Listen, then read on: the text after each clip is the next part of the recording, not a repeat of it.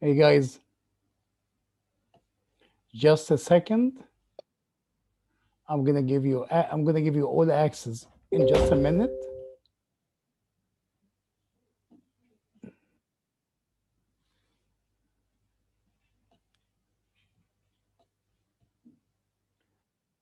Okay.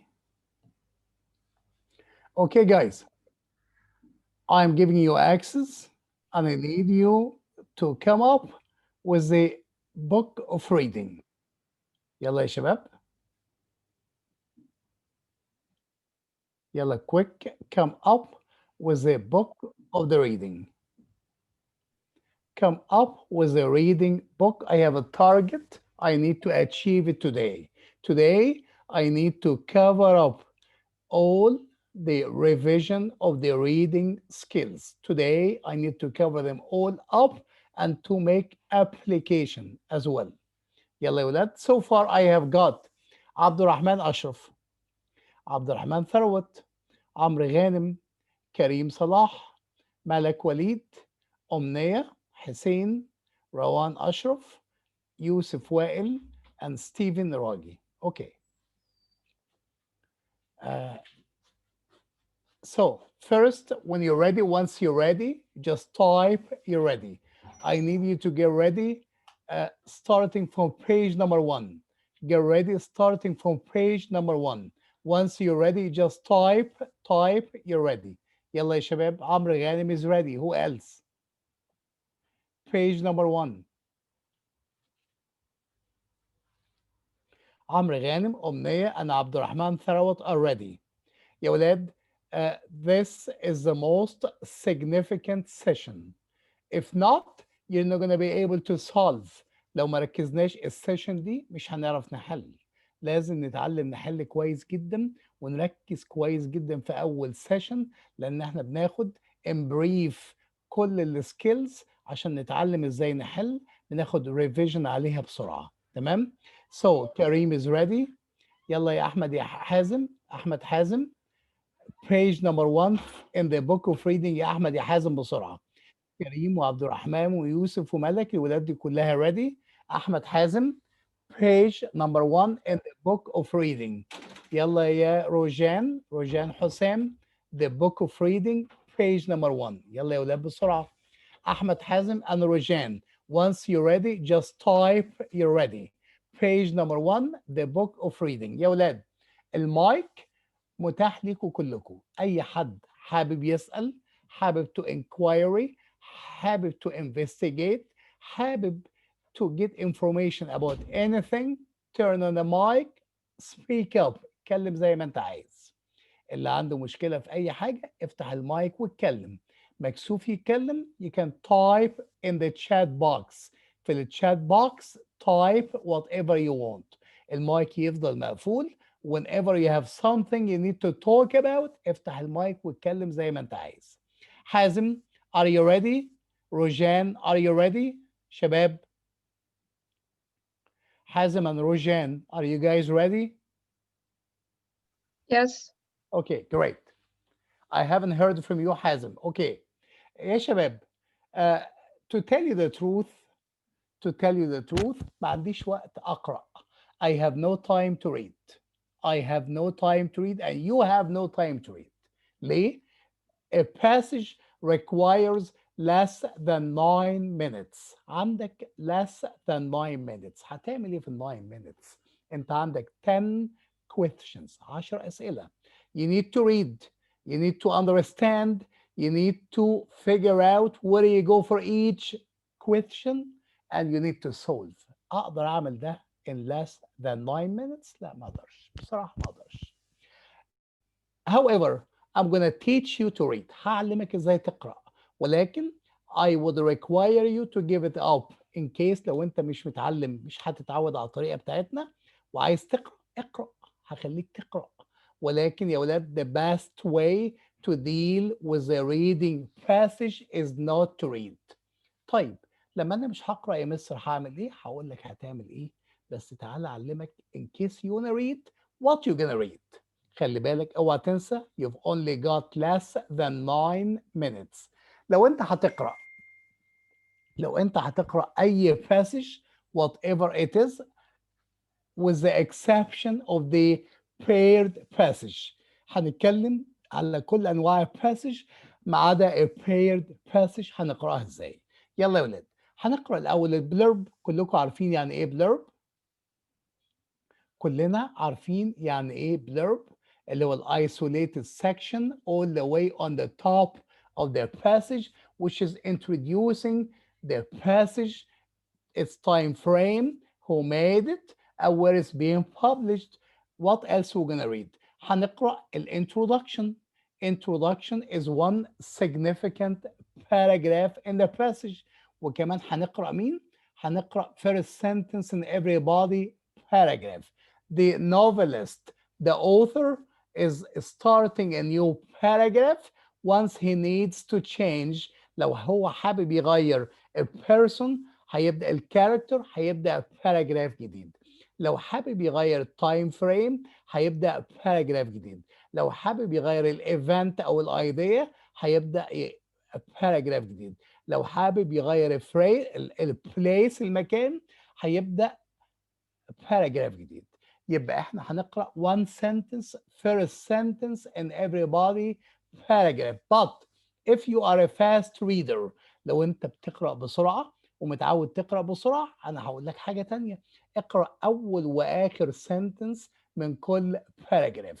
يبقى لو أنت regular reader اقرأ أول sentence في كل paragraph. If you're fast reader اقرأ يبقى لو أنت regular reader اقرأ أول sentence first sentence of every body paragraph. If you're a fast reader لو أنت fast reader اقرأ first sentence and last sentence of everybody paragraph. والله انا ما عايزكم تقراوا ولا هتحتاجوا تقراوا خالص وهوريكم النهارده قبل ما نخلص. طيب then you're gonna read the conclusion. طيب بنقرا بعد كده conclusion. Conclusion is another significant paragraph in any passage. In case you're reading a novel passage, a dialogue والquotation marks are so significant مهمين جدا because a dialogue is a comprehension, is a speech between two characters, and you as a test taker you can figure out the traits, the attributes, the characteristics of the two characters who are talking easily from the way you talk. لو قدامك شخصين بيكلموا بعض بكل سهولة from the way they talk you can figure out their own characteristics and traits. يبقى to sum that up عشان نلخص ده in case you decided to read هتقرأ ايه؟ هتقرأ البلرب وهتقرأ الانترودكشن وهتقرأ one sentence in every body paragraph. ولو انت fast reader هتقرأ first sentence and last sentence of every body paragraph. Then you're gonna read the conclusion. Then in case it's a novel passage and you found a dialogue or quotation marks, read them. That is gonna be applied in all kind of passages في كل انواع الباسج يا ولاد ما عدا except for the paired passage. طيب تعالوا نكمل. انا مش هسيبك النهارده غير لما اعرفك اني reading is no use ملهاش فايده. ادي قدامك passage هتقرا هنا ادي البلرب يا شباب هتقرا البلرب هنا فوق خالص وهتقرا ادي الانترودكشن. be flexible read the introduction. لو الانترودكشن كبيره يا شباب تعمل فيها ايه؟ شايف الانترودكشن قد ايه؟ خليك flexible يعني مرن. الانترودكشن لو هي كبيره بالشكل ده ممكن اقرا part of its beginning and part of its end بدايتها ونهايتها. تمام؟ اقرا جزء في الاول وجزء فين في الاخر وبعدين خليك flexible خالص. وبعدين لو انت كملت ومشيت هتلاقي second paragraph read the first sentence of every paragraph. اقرأ أول sentence فيه. If you're fast reader read the first and last sentence وهكذا كل paragraph هتعمل فيه كده. For longer paragraphs لقيت باراجراف طويل زي ده هتعمل فيه ايه يا ولاد؟ شايف الباراجراف قد ايه؟ من عند لاين من عند لاين 34 لغايه 55 واكتر كمان. ممكن اقرا part of its beginning, part of the middle and part of its end. جزء من الاول وجزء من النص وجزء من الاخر. خليك flexible، كل حاجه بايدك and you really don't need to read at all. مش محتاج تقرا خالص والله يا ولاد. طيب تعالوا نشوف. ادي الباراجراف اهو، قرات جزء من كل حته فيه، وادي الكونكلوجن. الكونكلوجن I can read it as a whole or you can read، ممكن تقرا its beginning and its end. واحده سنتنس في اولها او اتنين سنتنس في الاول واتنين سنتنس في الاخر، او ممكن اقرا كل حاجه. يعني everything is in your hand. be flexible. وفي الاخر مش هنقرا. طيب ده كان مع اي نوع من a passage ما عدا مين؟ ما عدا a paired passage. هنقرأ a paired passage ازاي؟ في ال ACT a paired passage is kind of divided، متقسمة. يعني جيب لي questions based on passage 1 و questions based on passage 2. وخلي بالك ان دايما بيبقى فيه argumentation في a paired passage، بيبقى فيه differences وفي similarities، حاجات شبه بعضها وحاجات عامله differences. دول اهم حاجه هنتكلم عليهم حالا. بس in case I wanna read the paired passage، تعالوا اوريكم هنقراها ازاي. First we read the blurb. The blurb is introducing both passages. البلurb بيقدم passage A و passage B الاثنين مع بعض. بيقدم كمان the author of passage A and the author of passage B. بيقدم كمان التايم فريم وكمان الثيم وكمان التوبيك بتاع passage A و passage B. Then the blurb is so significant، مهم جدا. طيب بعد ما اقرا البلurb هقرا passage 1 يا عبد الرحمن. هقرا passage 1 ازاي يا عبد الرحمن؟ عندي اتنين عبد الرحمن. اقراها ازاي؟ تعال اقول لك. هنقرا passage 1 like I have just taught you. هنقرا الانترودكشن. هنقرا الانترودكشن بتاع passage A، تمام زي ما اتعلمنا. وبعد ما نقرا الانترودكشن بتاع passage A هنقرا one sentence of every paragraph of passage A. واحده sentence بس في كل ايه paragraph في passage A. and only in case you're a fast reader. لو انت fast reader اقرا اول sentence في كل paragraph واخر sentence في كل ايه paragraph of passage A. وبعد كده اقرأ الكونكلوجن بتاع passage A then stop off. ما تعملش حاجة. انت قرأت passage A off. بعد ما اقف هعمل ايه؟ answer the questions related to passage A. هجاوب الأسئلة اللي هي على passage A. وبعد كده روح اقرأ passage B. هنقرأ passage B ازاي؟ exactly like I did in passage A. يعني ازاي هقرأ الانترودكشن بتاع passage B. وكمان لو الانترودكشن دي طويلة يا شباب ممكن أقرأ its first half، النص الأولاني بتاعها، أو sentence من أولها وسنتنس من آخرها، أو sentence من أولها وسنتنس من النص وسنتنس من آخرها. وبعد كده يا شباب read the first sentence of every body paragraph of passage B. كل paragraph أقرأ أول sentence. Only in case you're a fast reader اقرا اول واخر ايه سنتنس. وبعد كده اقرا الكونكلوجن بتاع باسج مين؟ بتاع باسج بي. وبعد كده هعمل ايه؟ بعد كده ستوب، ما تعملش حاجه.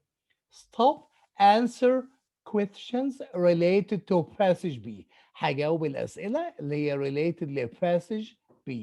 طيب وبعد كده هيبقى فيه نوع ثالث من اسئله third division related to both passages together. اهو ده اهم جزء اللي فيه argumentation، اللي فيه differences with similarities between the two passages. Regularly أول ما توصل للجزء ده you already remember from what you solved in passage A or what you solved in passage B. You're already absorbing and picking up the main claims and topics of each passage. Already في إيدك أهم claims في الاتنين passage. So you're going to be easily getting to know the differences and the similarities of both of them. طب أنا لو ما عرفتش إيه هي differences وإيه هي similarities هنعمل إيه؟ هقول لكم هنعمل ايه يا ولاد. تعال نشوف find the relationship between the two passages ازاي. Let your mind spend few seconds. انت مش هتعمل حاجة، البرين بتاعك دماغك هو اللي هيعمل. Compare the two passages. اعمل comparison ازاي. Find the main idea of each passage. حاول لنفس المين idea بتاع passage ايه كانت كذا كذا، كانت بتعمل concentration اكتر على كذا. والمين idea والمين claims، الكليمز بتاع باسج ايه كانت كذا كذا، وكانت بتعمل concentration اكتر على كذا. التون في باسج ايه كان positive ولا كان negative. نفس الكلام هتعمله فين في باسج بي. المين ايديا كانت كذا كذا، المين كليمز كانت concentrating على كذا كذا. التون بتاعها كان positive ولا negative. انا بعمل my brain is taking few seconds، بياخد ثواني to make similarities and to introduce the differences between the two passages. طيب بعد كده answer the questions related to the two passages together.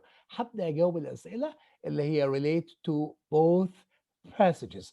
After you already answered each passage separately, you get acquainted. أنت خلاص بتتأقلم على passage with the controversial claims. يعني إيه controversial claims يا ولاد؟ يعني فيها dispute، يعني فيها نزاع، يعني فيها claim وcounter claim. انت عرفت الحاجات اللي فيها differences. يعني ايه controversial claims؟ يعني ايه differences اللي مش زي بعضها، الحاجات اللي مختلفة عن بعضها في passage A و passage B. يعني ايه consistent claims؟ يعني الكليمز اللي هي متشابهة similar claims. يبقى لازم ادور وانا بعمل comparison between the two passage، ادور على الcontroversial claims والconsistent claims اللي هم شبه بعض واللي هم بينهم وبين بعض differences. طيب you now absorbed، انت خلاص بقيت امتصيت عرفت كل حاجه. the conflicting claims، الحاجات اللي هي فيها conflict. يعني ايه conflict؟ يعني controversial، يعني claim و counter claim. and the similar claims، والحاجات اللي فيها similarities متشابهه. Now you're able to answer the conjoined questions. ايه conjoined دي؟ ما هو الجزء الثالث ده اللي بيسأل على الاثنين passage مع بعض اسمها conjoined questions. كلمة conjoined معناها common، مشتركة. الأسئلة المشتركة بين الاثنين passage. يعني إيه مشتركة؟ يعني ممكن تكون similar، في claims similar، وممكن يكون في claims controversial يعني مضادة، في differences وفي similarities.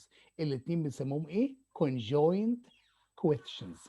الconjoined questions محتاجة ايه؟ محتاجة conjoined claims.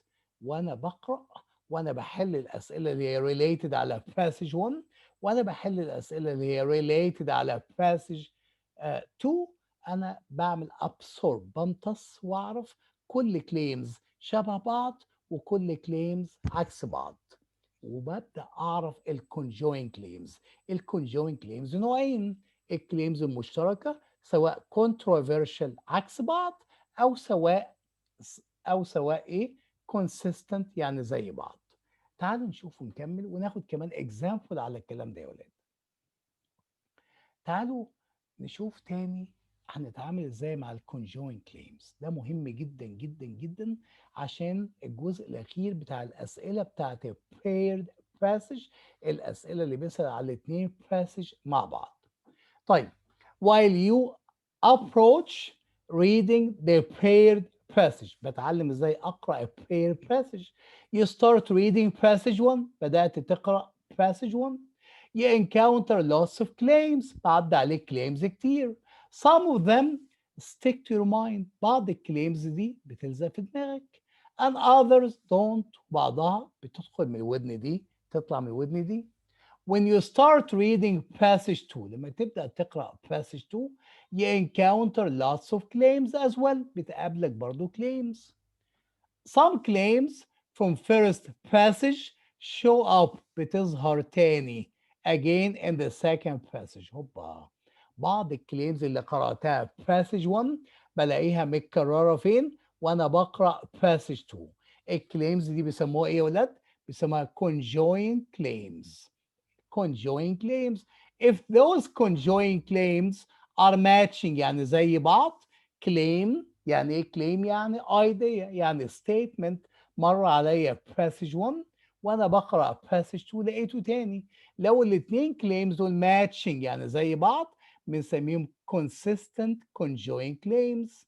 لو الاتنين claims دول عكس بعض بنسميهم conjoined controversial claims، يعني معكوسين يعني ضد بعض. متفقين يا ولاد؟ is it clear يا شباب؟ so far is it clear يا ولاد؟ يا كريم، يا روجان، يا عبد الرحمن، يا عبد الرحمن، يا نعم. ستيفن، is it clear؟ ها يا ولاد؟ تمام يا مستر، تمام. طب وبقيت يا ولاد، طب مكسوفين اكتبوا في الشات بوكس في اي حاجه، قولوا لي كلير بسرعه. يا احمد مستر. حازم. تمام. طيب. طيب يا شباب، يبقى احنا عرفنا ازاي الكليمز اللي هتتكرر لو اتكررت زي بعض هتبقى اسمها consistent conjoined claim. عكس بعض هنبقى نسميها ايه؟ conjoined controversial claims. طيب، ليه احنا محتاجين نعرف الكليمز دي؟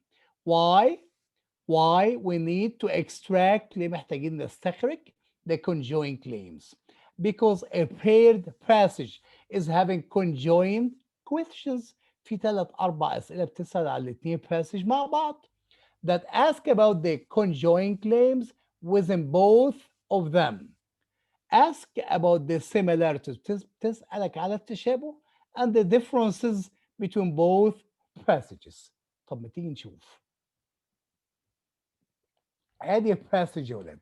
تقريبا الباسج دي انا مش فاكر كانت من امتحان 2020، مش فاكر جون 2020 ولا جولاي 2020، انا مش فاكر. تعال نشوف. وانت بتقرا باسج 1 تعال اقرا معايا عند لاين 16. لاين 16 بيقول ايه يا شباب؟ I always laugh after saying this because I cannot imagine my mother being afraid of anything. She is so tall, a true Dakota woman. أمها طويلة. She rises against the sun like a skyscraper. أمها طويلة زي السكاي يا ناطحة السحاب. And when I draw the picture of my mother فين؟ When I draw her picture in my notebook, she takes up the entire page. Yeah, عشان أمها طويلة. طيب كويس. ممكن تقرأ معايا عند لاين 70 71. اقرأ معايا عند لاين 71 يا شباب. اقرأ معايا عند لاين 71. My mother may have descended from inland people but there were also nomads. Her father once taught his horse, particularly the length of China, from Inner Mongolia to Kwanzola, a distance of some whatever. هنا في conjoined claim، حد يعرفه؟ اسمها the origin of the mother. هنا أمها from Dakota. هنا في the history of the mother from Dakota. وهنا في the history of the mother from inland people, but they were also nomads. يبقى في passage 1 و passage 2 في similarity وفي difference. ايه هو similarity؟ ان both authors introduce the history of the family, the history of the mother. And what is the difference? The difference is that the mother of the first author is originally from Dakota, and the mother of the second author is from inland or originally nomads. طب هستفاد من ده في ايه؟ هيسألك سؤال هنشوفه كمان شوية. ممكن عشان خاطري نقرأ مع بعض يا شباب. عند لاين نقرأ عند لاين 24. أنا مش شايف الكلام. We do not have much money, but mom takes me from one end of the city to the other on foot, on buses. I will grow up believing that Chicago belongs to me because it was given to me by my mother. I could understand that the mother is taking her all over. أمها بتاخدها تفسحها في كل مكان. طب تيجي نقرا عند لاين كام يا اولاد؟ 80 81 82 عند لاين 83. 83 يا شباب بيقول لي she has borne me all this way. I cannot decide whether I want. I cannot decide. I cannot decide whether I want to stay or go. When she is here, when her mother is with her, I wish she would leave. Yeah, لما ماما تبقى معاها تتمنى ان ماما تمشي. When she is gone, I wish she would return. لما تبقى بعيدة عايز امها ترجع. She pulls away again a force as elements as the ebony. ولا مش شايف دي ايه؟ مش شايف الكلمة دي ايه؟ True. طيب ممكن نقرأ بسرعة عند line 20 20 21 22 عند line 22 ولد. I am her smaller shadow and witness. I am the timid daughter who can rage only on paper. طيب عند line 22 و 23 it shows the affection الحب بين البنت وأمها. I am her smaller shadow a witness. وعند line من 82 ل 85 it shows confusion. She doesn't know if she likes her mother or not. When her mother is close to her, she would wish her mother would leave. When her mother is away, she wishes her mother comes back. طيب ده هنحتاجه في ايه؟ ده كلام متشابه بس بس الكونسيكونسز مختلفة. One loves her mother and the other one doesn't know. طيب تعال نشوف. تعال نقرأ يا ولاد عند line 49. She longs for a view more than anything else. Once staying in a hotel in San Francisco, she insisted on seeing 3 different rooms before she found one. هنا فهمت من line 49 51 إن she is traveling with her mother. وفهمت كمان من عند line 24 إن she is traveling with her mother. لما قالت ايه I will grow up believing that Chicago belongs to me because it was given to me by my mother. We do not have much money, but mother takes me from one end of the city to the other end. يعني هنا في similarity. هنا في conjoint claim, conjoint consistent claim زي بعض. Both girls been taken away everywhere by their mother. أنا كاتب هنا conjoint consistent claim. Daughters travel with their mother. طب وهنا conjoint controversial claim. In A she loves her mother. In B she is not sure. وفي الثالثة conjoint consistent claim. Both author shared mothers and sisters. Mothers history جاية منين؟ واحدة من داكوتا واحدة من inland China. طيب ليه أنا محتاج أعرف الconjoint claim؟ بص على نمبر 8 معايا يا ولاد على نمبر 8.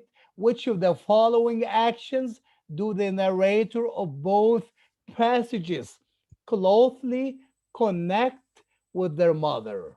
أنهي action they connect with their mother؟ بص على F. Traveling and moving. Traveling and moving. Exploring Chicago. Exploring Chicago ده في passage A فقط. passage A فقط مش هينفع. H. Speaking openly and boldly ملهاش support في الاتنين. طب في J. Staying at hotels in cities. Staying at hotels passage B فقط اللي فيها staying at hotels. طيب يبقى ما عادش عندي غير مين غير F اللي هو الconjoint claim traveling and moving. الاتنين passage traveling and moving. تمام يا شباب؟ طيب بص عند 9. The narrator of passage B would be more likely than عنده حاجة أكتر من passage A. طيب to describe her relationship with her mother as being marked by passage B. She doesn't know if she likes her mother or not. أما passage A she loves her mother. تعال نشوف اللي choice A. Many moments of lively conversation and pure joy. طيب pure joy ده كان في passage A ملهاش support في passage B. طيب B. Years of fierce competition. Competition مفيش competition ولا في debate في الاتنين passage. the mother ودaughter وmother ودaughter. ما عنديش. طب C displays of physical affection and warmth.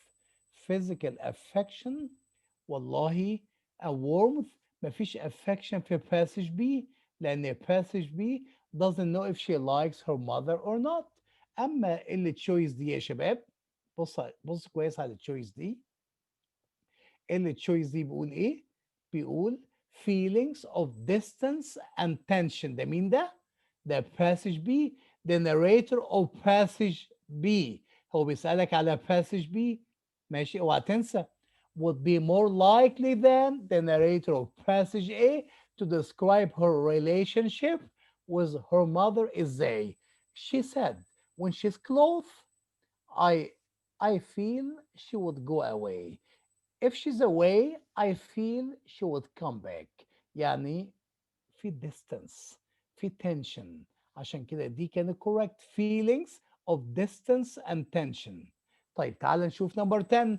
In both passages A and B the narrator of the passage shares information about the mother's blah blah blah blah. أنا هنا عايز similarity. يعني إيه similarity؟ عايز conjoined consistent claim. conjoined consistent claim. طيب هل الاتنين shared personal history؟ I don't think so. طب استنى history الهيستوري واحدة من داكودا والتانية من ايه؟ من تشاينا. It can be correct F can be correct. طب تعال نشوف G physical appearance. طب واحدة is tall واحدة is tall she looks like skyscraper, but the other one in passage B she didn't say how her mother looks like. ما قالتش. يبقى G ملهاش support في passage B. H academic interest she neither of them shared their education. ما فيش ولا واحدة فيهم. J relationship to the narrator's father has been mentioned in passage B ولكن في passage A لا. يبقى فعلا الهيستوري where they came from their origin أصلهم منين their ancestors. واحدة passage A جاية من داكودا والتانية passage B من inland China. فهمنا يا شباب يعني ايه conjoined claim وازاي بنعمل له extract لو احنا هنقرأ وبيفيدنا في ايه؟ ردوا عليا يا اولاد. فهمنا بيفيدنا في ايه الconjoined claim؟ ايوه يا مستر. طيب تعالوا نشوف السكيلز بتاعتنا. اخطر سكيل واكتر سكيل منتشره ومشهوره واهم سكيل والحمد لله هي اسهل سكيل واكتر سكيل دايركت هي ليتل. بيسموها ليتل بيكتشر او ديتيل. بيطلب منك تفصيل. بيطلب منك تفاصيل. هيطلب مني ان انا اروح الباسج. هروح الباسج ازاي؟ سواء بالليد وورد انا بختارها من السؤال او بريفرنس لاين. يعني لقيت الليد وورد هنتعلم يعني ايه الليد وورد كمان شويه. لقيت الليد وورد في لاين 5 you will need to read around. لازم تقرا حواليها. لازم تقرا two lines before and two lines before. انا اخدت الليد وورد من السؤال. هعلمكم كمان شويه الليد وورد. اخدت الليد وورد من السؤال لقيتها في لاين 5. عملت سكان على الليد وورد لقيتها في لاين 5. يبقى هقرا من كام؟ من 3 ل 7. او لو الراجل طلع راجل شاطر واداني ريفرنس لاينز يعني اداني لاين اقراه عشان اطلع منه الديتيل. يبقى لو اداني اكسكيوز مي لو اداني اللاين ده في لاين 11 مثلا في لاين 11 يبقى لازم اقرا من كام؟ من 9 ل 13. اقرا حوالي 2 lines before and 2 lines after. لازم اقرا 2 lines before و 2 lines after. ده سؤال سهل جدا. skill تقريبا covers half of the reading section questions. نص اسئله الريدنج section. luckily thanks God الحمد لله سكيل دايركت وسهله وجميله. اما السكيل دي الفوكابلري ان كونتكست مش بتيجي كتير. انا عندي 4 باسج 3 فيهم بس بيبقى فيهم فوكابلري ان كونتكست 3 بس. البيج بيكتشر المين ايديا بتيجي once per passage. once per passage. كل passage بيبقى فيها واحد main idea. طيب الفانكشن ودي سكيل indirect ولكن مش صعبة، بتيجي 9 times. 9 مرات ده كتير. 9 times.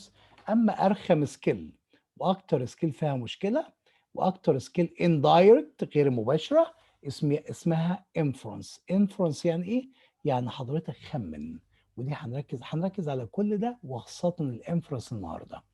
inference to infer يعني خمن. هديك knowledge، هديك معلومه، المعلومه دي وراها knowledge تانية، وراها معلومه تانية، انا عايز المعلومه التانية اللي في ظهرها. طبعا عندنا vocabulary in context زي ما قلنا بتيجي 3 مرات، يعني 3 passage فيهم vocabulary in context ورابعة ما فيهاش. وعندنا طبعا ايه paired passage، والtotal number of skills هم 5. واكتر واهم واحدة اللي بتعمل cover up لنص الاسئلة بتاعت reading هي little picture او الديتيل. طيب نركز بقى يا شباب شوية. نركز شوية. لو أنا حبيت أقرأ، لو أنا قررت إن أنا أقرأ، وأنا مش عايزكم تعملوا كده خالص، هتقرأ بالأوردر ده بالترتيب. لما تقرأ هتبدأ تحل. هتحل إزاي؟ أول حاجة هتحل، أول سؤال بيتحل هو الليتل بيكتشر أو الديتيل، اللي هم كام واحدة؟ اللي هم 18. طب ال 18 دول لو قسمناهم على passages، كل passage هتبقى فيها كام؟ هتبقى فيها من 4 to 5. تخيل كل passage فيها little picture من 4 to 5. اشمعنى دي حلها الأول؟ عشان دي بسرعة هتحلها بكل سهولة، هي دايركت. هتروح في passage بريفرنس لاينز أو هتروح بليد وورد بكل سهولة. هتاخد ليد وورد، أو لو مديك ريفرنس لاينز هاخد اللاينز وأقرأ حواليها، هاخد الليد وورد وأقرأ حواليها. where you're at where you find the answer. مكان ما هتقرأ مكان ما هتلاقي الإجابة. يعني question easy ودايركت مفهوش مشاكل في كل passage من 4 to 5 times. بعد كده حبيت اخلص من الفوكابلري ان كونتكست، بتيجي قد ايه؟ اوعى تنسى بتيجي 3 مرات في الاربعه باسج، يعني 3 passages بيبقى فيهم فوكابلري ان كونتكست، واحده ما فيهاش. طيب اشمعنى هحل الفوكابلري ان كونتكست بعد الليتل بيكتشر؟ لان هي it doesn't take time، ما بتاخدش وقت. they are easily answered and make you feel comfortable. بتخليك تحس بالراحة انك انت خلصت واحدة مع الاربعة اللي فوق دول او الخمسة اللي فوق دول. الخمسة اللي فوق او الاربعة عملت كمان معاهم واحدة بتخليك you feel comfortable against time pressure. طيب وبعد كده بحل مين يا ولاد؟ لو انت قررت تحل لازم نمشي بالاوردر ده يا شباب. لو قررت تقرأ لازم نمشي بالاوردر ده، اوعى تنسى. لو قررت تقرأ لازم نمشي بالاوردر ده. بعد كده يا شباب بنحل الانفرنس والفانكشن. طيب الانفرنس والفانكشن عددهم في باسج واحدة 4، لأن دول بيتحلوا بسهولة. برضو بتاخد lead word أو بيبقى عندك reference lines. هما صحيح indirect غير مباشر، ولكن دايما بيبقى عندك lines أو lead word وتقدر تحلهم. آخر سؤال last to be solved هو المين idea. أول ما تلاقي مين idea في أي passage اوعى تقرب له. آخر واحد بيتحل، ما أنت مش هتعرف تحله. أنا مش عايزك تقرأ عشان تحل المين idea، لا أنا عايزك to acquire knowledge. The more you answer the more you acquire knowledge. The more you piece up، عمال تجمع النولج دي، فبكل سهولة في الآخر بتحل المين idea. main idea questions get solved at the end. ده الأوردر بتاعنا لو حبيت أقرأ a passage. طيب تعال نشوف يعني إيه lead word يا شباب. يعني ايه verb to lead؟ I am gonna lead you يعني I am gonna guide you، أنا هوجهك. يعني lead word كلمة بتوجهني لمكان الإجابة. A word that is gonna direct you to where the answer is، هتوديني لمكان الإجابة. أنا معايا عمرو غانم، مش كده يا عمرو؟ Are you there؟ عمرو غانم. عمرو are you there؟ طب بص يا ولاد اسمعوا، أنا بسأل، أنا دايما الكلام ده سألت عمرو غانم في الكورس اللي فات السؤال ده. سألته قلت لعمرو غانم how many rooms you've got in your house. عندك كام أوضة في البيت بتاعك؟ عمرو غانم رد عليا، قلت له يا عمرو من فضلك answer in a complete manner. جاوب سؤال كامل، جاوب إجابة كاملة. السؤال كان بيقول تاني إيه؟ how many rooms you've got in your house. تعالى اكتبها لكم. how many rooms how many rooms how many rooms you got in your house. فعمرو قال لي ايه؟ جاوب الاجابه دي يا ولد. قال لي I got I have got I have got 5 rooms in my house. ايه الكلمه اللي كانت موجوده في السؤال واتكررت في الانسر يا شباب؟ عايز حد يساعدني. روجان تقدري تقولي ايه الكلمه اللي كانت موجوده في السؤال واتكررت في الانسر؟ The word room. روم. Rooms. كويس. انتوا عارفه انا قصدي ايه؟ قصدي لما اخد lead word من السؤال يبقى I have to be sure it's gonna show up in the answer. لازم اكون متاكد ان lead word دي هتظهر في الانسر. لما اقول لعمرو how many rooms you've got هيقول لي I have got 5 rooms. يبقى كلمه rooms هتتكرر في الانسر. يبقى انا لما اخد lead word من السؤال يبقى لازم تكون ليها characteristics، لازم تكون ليها مميزات. لما اخد lead word من السؤال لازم تكون ليها characteristics او مميزات. ايه هي المميزات دي؟ نمبر 1 اول حاجه يا ولاد، اول حاجه ان تكون يونيك. كلمه يونيك يعني مميزه، يعني مش مكرره كتير. it doesn't show up often، ما بتكررش كتير. doesn't get repeated often، ما بتكررش كتير ومميزة. وكمان has to show up in the correct answer choice، تظهر في correct answer choice as it is زي ما هي room، وممكن تظهر كسينونيم مرادف ليها. يعني عمرو ممكن يقول لي ايه؟ I have got 5 places in my house، 5 أماكن في بيتي. ما هي place عمرو يقصد بيها room. تمام؟ يبقى الكاركترستكس بتاعت الليد وورد هي ايه يا ولاد؟ نمبر 1 يونيك مميزة، doesn't get often repeated ما بتكررش كتير، وكمان has to show up in the answer choice، لازم تظهر في الانسر choice as it is زي ما هي or as a synonym of it او كمرادف ليها. طيب انا ربنا كرمني واخترت الليد وورد، انا هعمل سيلكت، هختار الليد وورد. سكان ذا باسج، اوعى تقرا، حول عينك للسكانر. بص على وشي بيعمل ايه، بص على وشي انا كده، عيني بتجري زي السكانر، عيني بتجري في كل حته زي السكانر. حول عينك زي السكانر، مش بتقرا، بتدور على الليد وورد. لقيت الليد وورد سبوت، الليد وورد لقيتها بكل سهوله، اعمل لها سبوت. read the lines around the lead word، اقرا حواليها. لازم اقرا 2 lines before and 2 lines below. where you find the lead word you find the answer. مكان ما هتلاقي lead word هتلاقي الانسر. تعالوا نطبق يا اولاد ونشوف الكلام ده. تعالوا نطبق الكلام ده. السؤال هنا بيقول ايه؟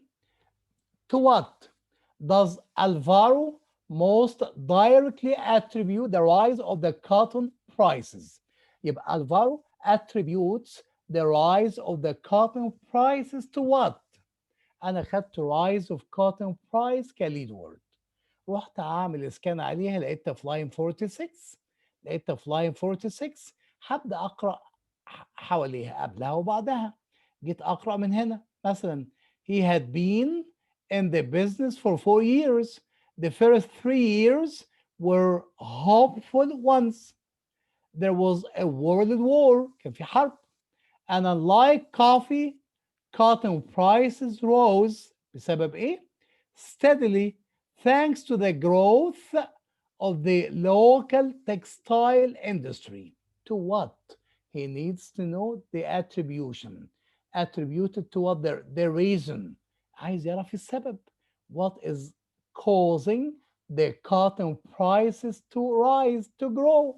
هنا ما قالش rise، قال grow، ولكن قالها في الليد وورد، قالها في الليد وورد rose. تمام؟ يبقى cotton prices grew أو rose thanks to the growth of the local textile industry. يبقى هنا الانسر بتاعتي موجودة اهي، local textile industry. يبقى الانسر هنا مين يا شباب؟ الانسر على طول تبقى سي. شايفين الليد وورد سهلة. كلير يا شباب؟ شباب is it clear؟ كلير يا مستر. طيب كلير يا مستر. طيب كفاية في الليد وورد. ادي باسج، اي باسج بالكامل ممكن نحلها بالليد وورد يا شباب. يعني مثلا هنا في نمبر 1 بيقول لي the point of view which the passage is told is best described as that of. ده سؤال main idea ما اعرفش احله في الاول. gets answered last. وعند 2 بيقول لي the passage can best be described as the exploration of a blah blah blah blah. ده برضه main idea حلو في الآخر. وعند number 3 based on the passage Akash's attitude toward Roma's father can best be described as. لو أخدت لي word هنا هاخد مين؟ Akash. He needs to know the attitude of Akash toward Roma's father. أخدت Akash كليد word، روح دور على Akash. لقيته في لاين 21، اطلع عند لاين 21. ادي لاين 21. من اول 21 ايه هو الاتيتيود toward toward Roma's father؟ بيقول لي but it was her son Akash who brought out a side of her father. يعني هو grandfather that surprised Roma most. In the evening her father stood beside her in the bathroom as she gave Akash his bath, scrubbing the cake on dirt from his elbows and knees. He helped put on his pajamas. مين هي؟ اللي هو روما's father. لما يلبسوا بيجاما يبقى اكيد الاتيتيود اللي ما بينهم بوزيتيف، مش محتاج اقرا تاني. اكيد الريليشن شيب اللي ما بين الاثنين تبقى ايه؟ بوزيتيف. تمام يا شباب؟ يبقى لو جيت احل ده، احل نمبر 3، اكيد الريليشن شيب هتبقى بوزيتيف، مش هيبقى patient ولا difficult ولا resentful، اكيد هيبقى adoring. تمام؟ ما تقلقوش، هتحل كل حاجه. النهارده احنا بنشرح وهنطبق، بعد كده انا مش هحل حاجه خالص، انتوا اللي هتحلوا، وبعد ما تحلوا هنحل مع بعض، وكل حاجه بالتايم والثانيه والدقيقه وهكذا. انا بس بعلمك ازاي بنستخدم الليد وورد عشان ما يبقالكش حاجه تاني وانت بتحل. كل باسيف بتتحل بالليد وورد. راجع دي هتلاقي كل سؤال بيتحل بالليد وورد. طيب الكوريكت انسر تشويس ازاي؟ ايه هي الاتريبيوتس بتاعت الكوريكت ورونج انسر تشويس؟ يا ولاد نجيب، هديك بسرعه ثواني. دي كانت بيج نمبر 30، صفحه 30. صفحه 30 يا شباب، يلا جهزها بسرعه. بيج نمبر 30 بسرعه يا ولاد.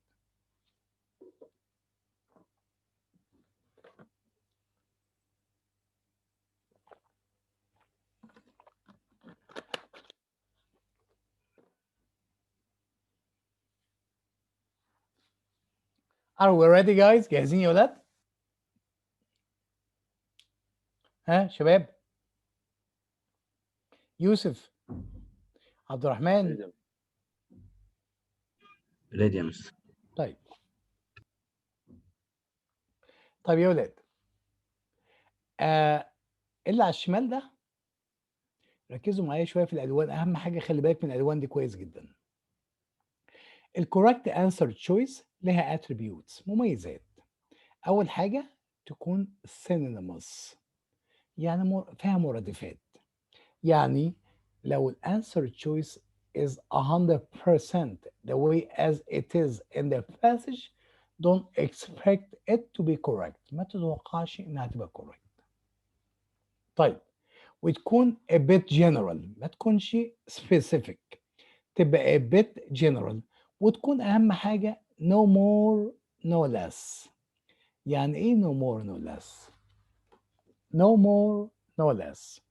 يعني it doesn't add any extra information. ما تزودش information زيادة. و doesn't leave any information uncovered. يعني ما تسيبش حاجة ما تغطتش وما تزودش حاجة مش موجودة. تاني ال correct answer choice تبقى no more no less. يعني ما تزودش انت عشان تحل question number 5 رحت تقرأ line من 20 ل 25. لو عندك حاجة مش موجودة من 20 ل 25 يبقى ده بيسموها more. ما تزودش حاجة ما كانتش موجودة في اللاينز من 20 ل 25. ونو less ما يبقاش في معلومة موجودة في اللاينز من 20 ل 25 وانت ما عملتلهاش كفر اب ما غطيتهاش. يبقى no more no less. لا تزود حاجة عن اللاينز ولا تسيب حاجة ما تغطتش. Doesn't add any extra information. Doesn't leave any information uncovered. طيب بص يا ولاد دي اللاينز اللي موجودة على الشمال دي اللاينز اللي موجودة في الباسج. الباسج بتقول الكلام ده بالظبط. تعال نقرأه مع بعض. The principles المبادئ of liberty are sought by every American. Let it all the quibbling about quibbling يعني ايه؟ يعني الارجيومنت الجدال about Missouri compromise.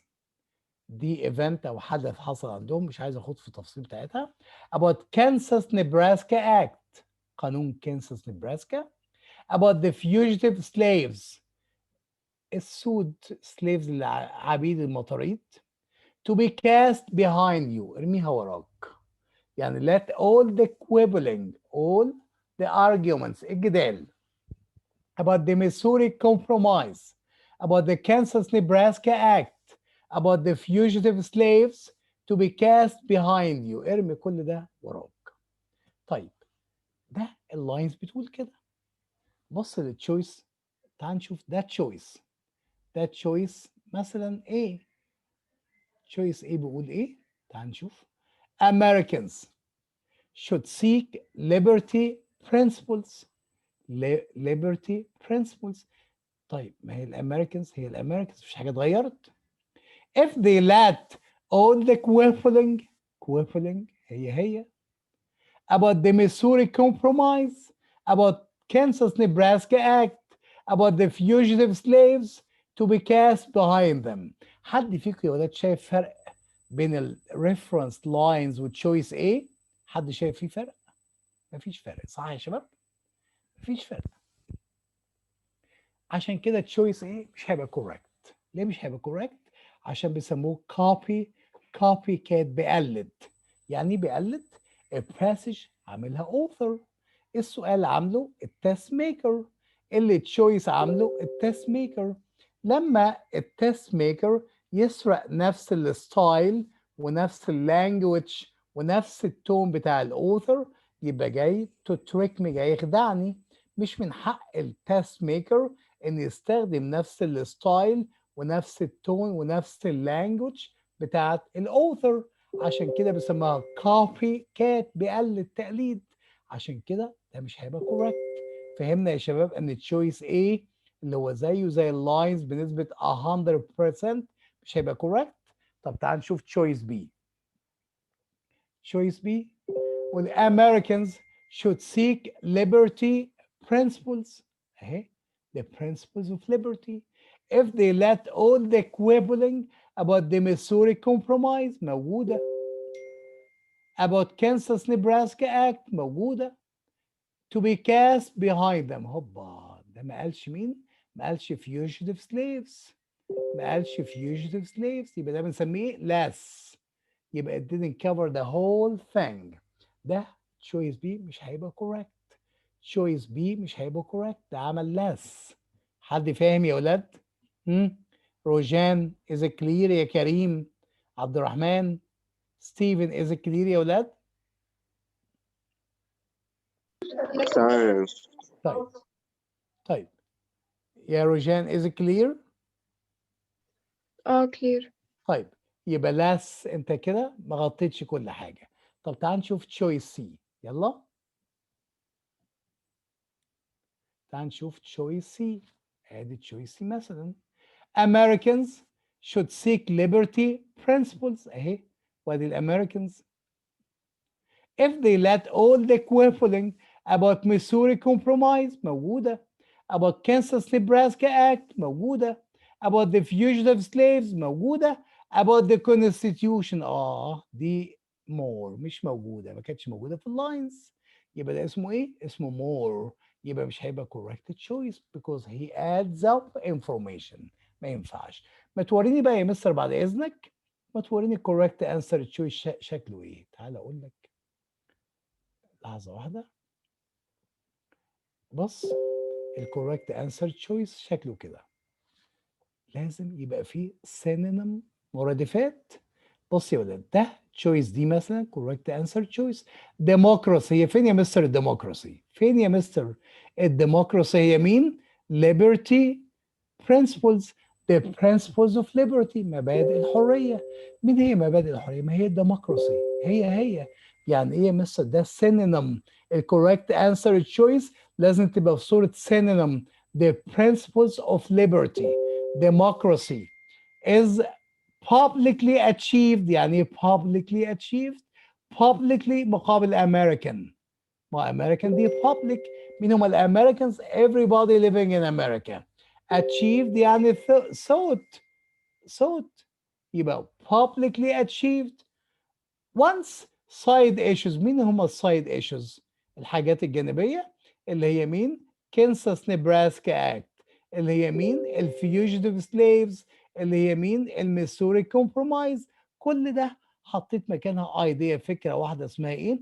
اسمها side issues are ignored. يعني ignored cast behind you. ignored ارميها ورا ظهرك. cast behind you. شايفين الكوريكت انسر تشويس؟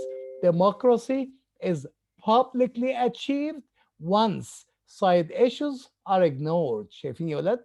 democracy is publicly achieved once side issues are ignored. مفهوم يا شباب؟ كلير يا ولاد؟ يبقى هنا democracy اسمها a bit general.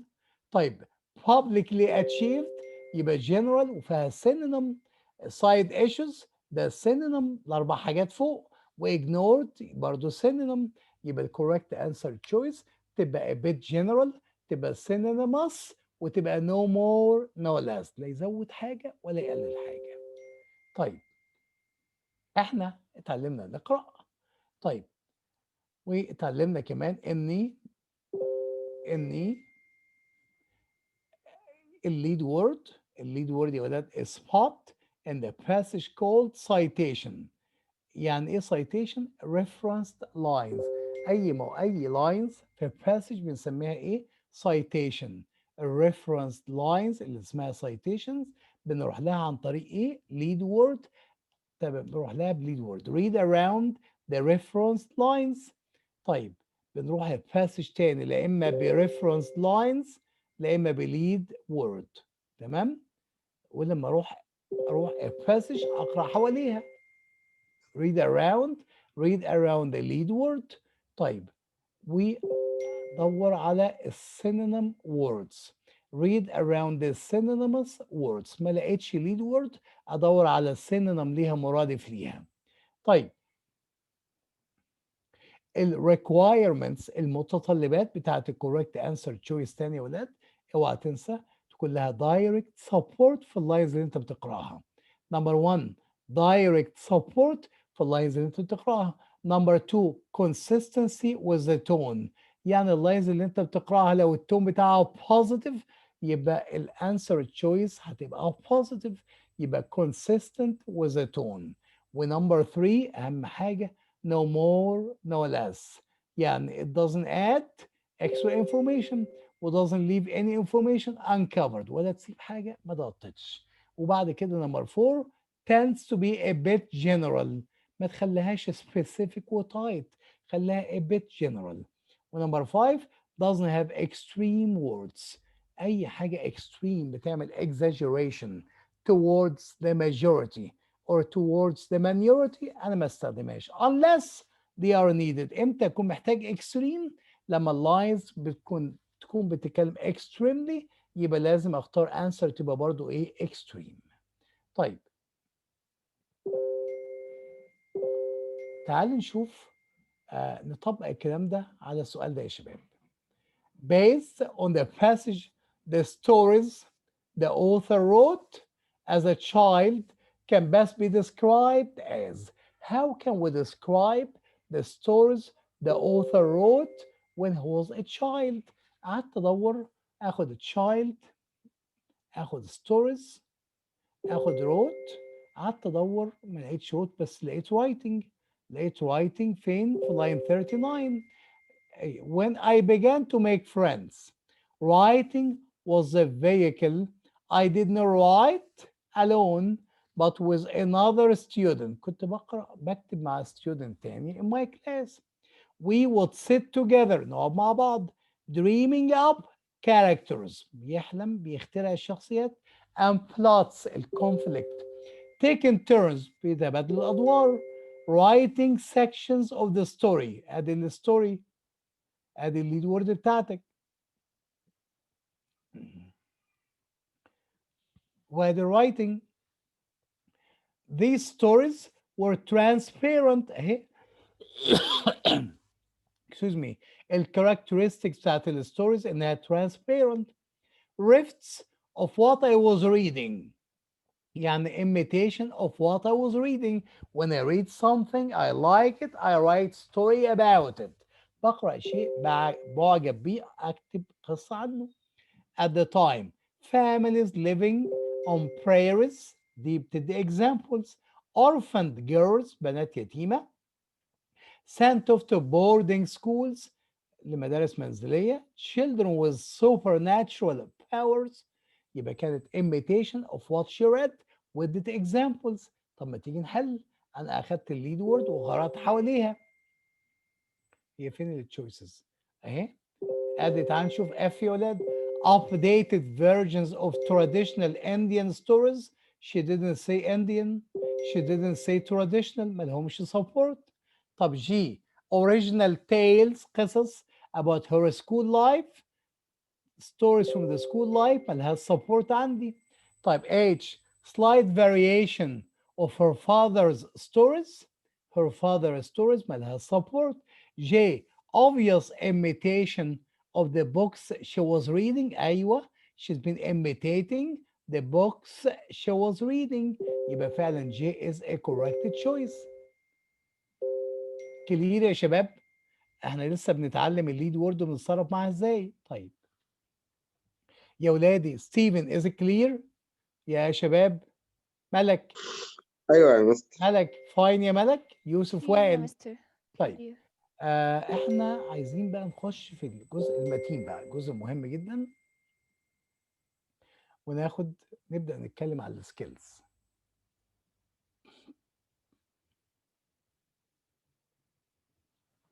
ادي السكيلز. اجهزوا لي يا ولاد ببيج 43. يلا page 43. you've got a minute. page 43. يلا يا شباب.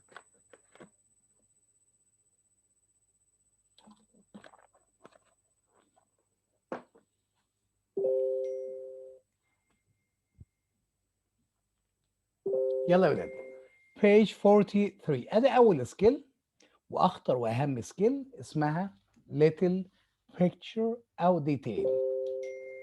ادي السؤال بيقول ايه؟ The passage states that contamination levels at the Argonne generally run high during which season? In which season did the contamination levels gone high؟ عايز منك information انهي سيزون بالظبط. طيب ازاي اعرفها؟ ازاي تسبوت؟ ازاي اعرف السكيل دي؟ بتغطي نص اسئله الريدنج. خلي بالك لاكلي الحمد لله سكيل دايركت وسهله. اول ما تحس ان عايز منك specific details، عايز منك certain information، he's asking you for a reason، عايز منك سبب، عايز منك connection، عايز منك comparison، عايز منك relationship between two things. اوعى تنسى الفريكونسي بتاعها من 18 ل 20 مرة، يعني almost half of the test، نص التست. هنحل ازاي؟ تعال نشوف هنحل ازاي. نمبر 1 احنا هنمشي على steps، هنمشي على خطوات زي read، زي الماث يا ولاد بالظبط. هنمشي على خطوات 1 2 3 4 5 زي الماث. نمبر 1 understand what the question needs you to provide. افهم السؤال عايز منك ايه. question takes you to a citation. السؤال هيوديك لمكان في passage اسمه citation، لسه قايل لكم من شويه. هيوديني citation بواحده من الاثنين، اما lead word او اما referenced lines. حلو قوي. read the referenced lines او citation. read the idea around it. لازم تقرا حواليها 2 sentences before and after. تقرا 2 sentences قبل و 2 sentences بعد. طيب if the question doesn't have reference lines، مفيش lines، you may use a lead word. استخدم lead word من السؤال. حلو. scan for the lead word. correct answer choice is always located above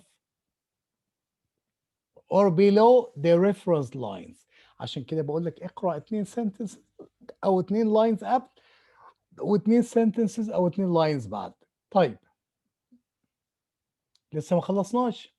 understand the answer choice او فين احنا في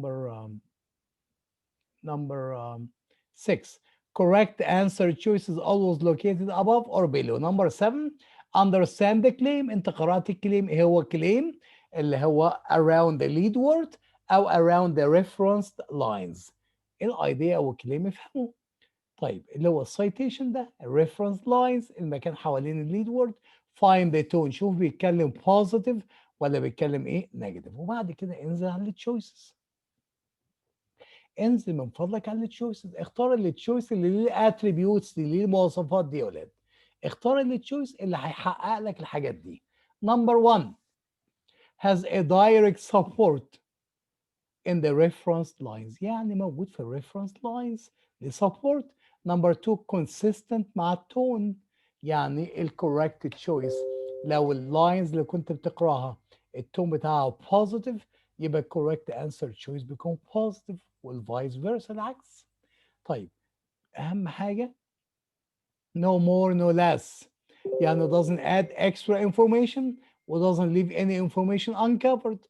وبعد كده has no extreme words، ما فيهوش حاجة extreme فيها exaggeration unless it is required for the answer. طيب تيجي نطبق يا شباب. دي أخطر سكيل وأهم سكيل. تعال نطبق.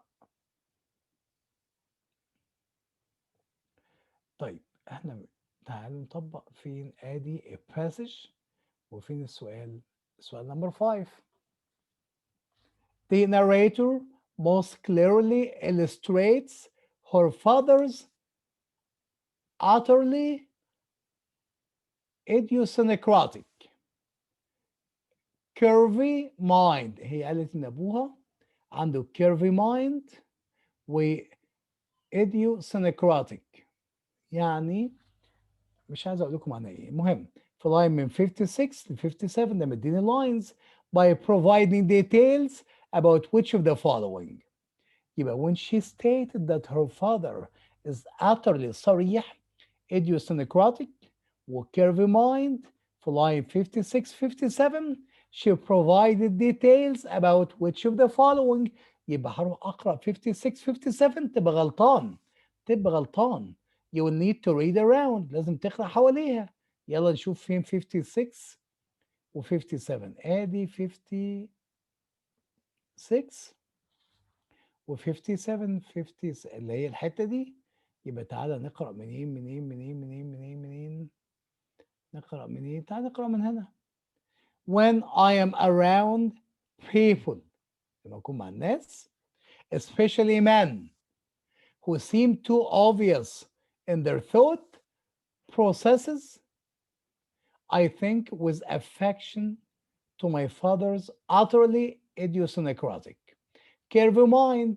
I keep wondering what has happened to all the bits يعني pieces of information he stored in his head يبقى by referring أو by giving information to. يبقى لما قالت عليه إيه؟ It eusynecratic و curve mind. She's been giving information about what happened to the pieces, to the bits of information he stored in his mind. كان راجل بيخزن معلومات في دماغه. The phrases he wrote down in English or Hebrew, اللغة اليهودية, or German or French with his ubiquitous, freshly sharpened number 2 pencil, كان بيكتبها البنسل بتاعه, or little white on little white notepads في النوتس بتاعته. I found the combinations of things he scribbled يعني كتبها in his vertical, almost mathematical handwriting, practical reminders mixed with cerebral notations, isolated vocabulary, words mixed in with stock quotes. شفتوا قارين لغاية فين؟ مش محتاج تقرا كل ده. لو وصلت هنا عند line كام 58, the bits of information he stored in his head, the phrases he wrote down in English or Hebrew or German or French with his ubiquitous freshly sharpened number 2 pencil on little white notepads. كفاية. يبقى she's been given information about the knowledge he's been storing in his mind and has been writing on his notepads. يلا نحل يا ولاد. شايفين دايما مش هتلاقي اوعى تفتكر انك هتلاقي الانسر، اوعى تفتكر انك هتلاقي الانسر في 56 57، لا يمكن. دايما هتلاقي الانسر لا قبليها لا بعديها، وغالبا بعديها. تعال نشوف choice A. the hotels where he stayed ملهاش سبورت عندي تماما. طيب B. the regulations he placed on his endowment يعني gifts، يبقى the laws of gifts قوانين الجيفتس ملهاش سبورت عندي. the scribbling الكتابات on his white notepads طبعا C correct choice. طيب دي the decor of his studio ملهاش سبورت. كلير يا ولاد. شفتوا عملتوا ايه يا ولاد؟ يا شباب is it clear؟ روان. تمام يا مستر. طيب يلا نكمل. دي كانت little picture وده شرحها. مش هناخد example تاني، انا مش بشرح سكيلز ولكن بنتكلم على ازاي نتعامل مع كل السكيلز دي. تعال نشوف vocabulary in context which is much easier. بيجي السؤال كده as it is used in line 35 the word court most narrowly means to. court معناها ايه؟ الفريكونسي 3 times بتيجي vocabulary in context 3 مرات، يعني بتيجي في 3 passage والرابعه لا. طبعا بتبقى معروفه. السؤال بيبقى فيه as it is used in line blah blah blah blah the word blah blah blah most narrowly means. طب ازاي هتعامل معاها؟ تعالى اقول لك. لازم تبقى عارف حاجه بس مهمه جدا. never think اوعى تفتكر of replacing a word with another. اوعى تفتكر انك انت هتشيل كلمه وتحط كلمه، هتحل غلط على طول. اوعى لو جات لك كلمه struggle اوعى تفتكر ان struggle معناها fight وتحط دي مكان دي. اوعى. انت ما بتعملش replacement لكلمه، ولكن he needs to know the meaning of the word from the context من سياق الكلام. how it's been used in the context ازاي استخدمت في الكونتكست. test makers never need to know مش عايز يعرف your knowledge of the word، انما عايز يعرف ايه؟ only needs to know the meaning what the word means through the context of the passage. عشان كده لما احل هعمل ايه؟ تعالى اقول لك هنعمل ايه ونحل ازاي. برضه هنمشي على خطوات زي الماث. number 1 never look at the answer choices first. اوعى تبص على اي answer choices، اوعى. تمام. number 2 spot the word in the context. طلع الكلمة فين في الباسج. read the sentence that includes the word. اقرأ الكلمة that includes the word. اقرأ السنتنس اللي فيها الكلمة. if the sentence and its claim are not clear لو انت مش فاهم السنتنس اللي هي including the word, then you may need to read another sentence. أنا ما بدورش على معنى الكلمة، أنا بدور على معنى السنتنس كلها that includes the word. أنا بدور على الجنرال knowledge بتاعت السنتنس، هقرأ كل السنتنس trying to pick up its general knowledge. أنا ما فهمتش السنتنس، اقرأ كمان sentence. When reading the sentence, لما تقرأ السنتنس you may encounter other words. ممكن يقابلك كلمات تانية مش فاهم معناها that you don't know their meanings. ممكن يقابلك. You'll need to know the meaning of every word in the sentence. مش محتاج تعرف معنى كل كلمة في sentence. But pick up the general meaning of the sentence from the least words. من أقل كلمات ممكن تفهم معنى السنتنس كلها. لو السنتنس فيها 20 كلمة وانت فاهم 3 4 كلمات ممكن تفهم معنى السنتنس كله.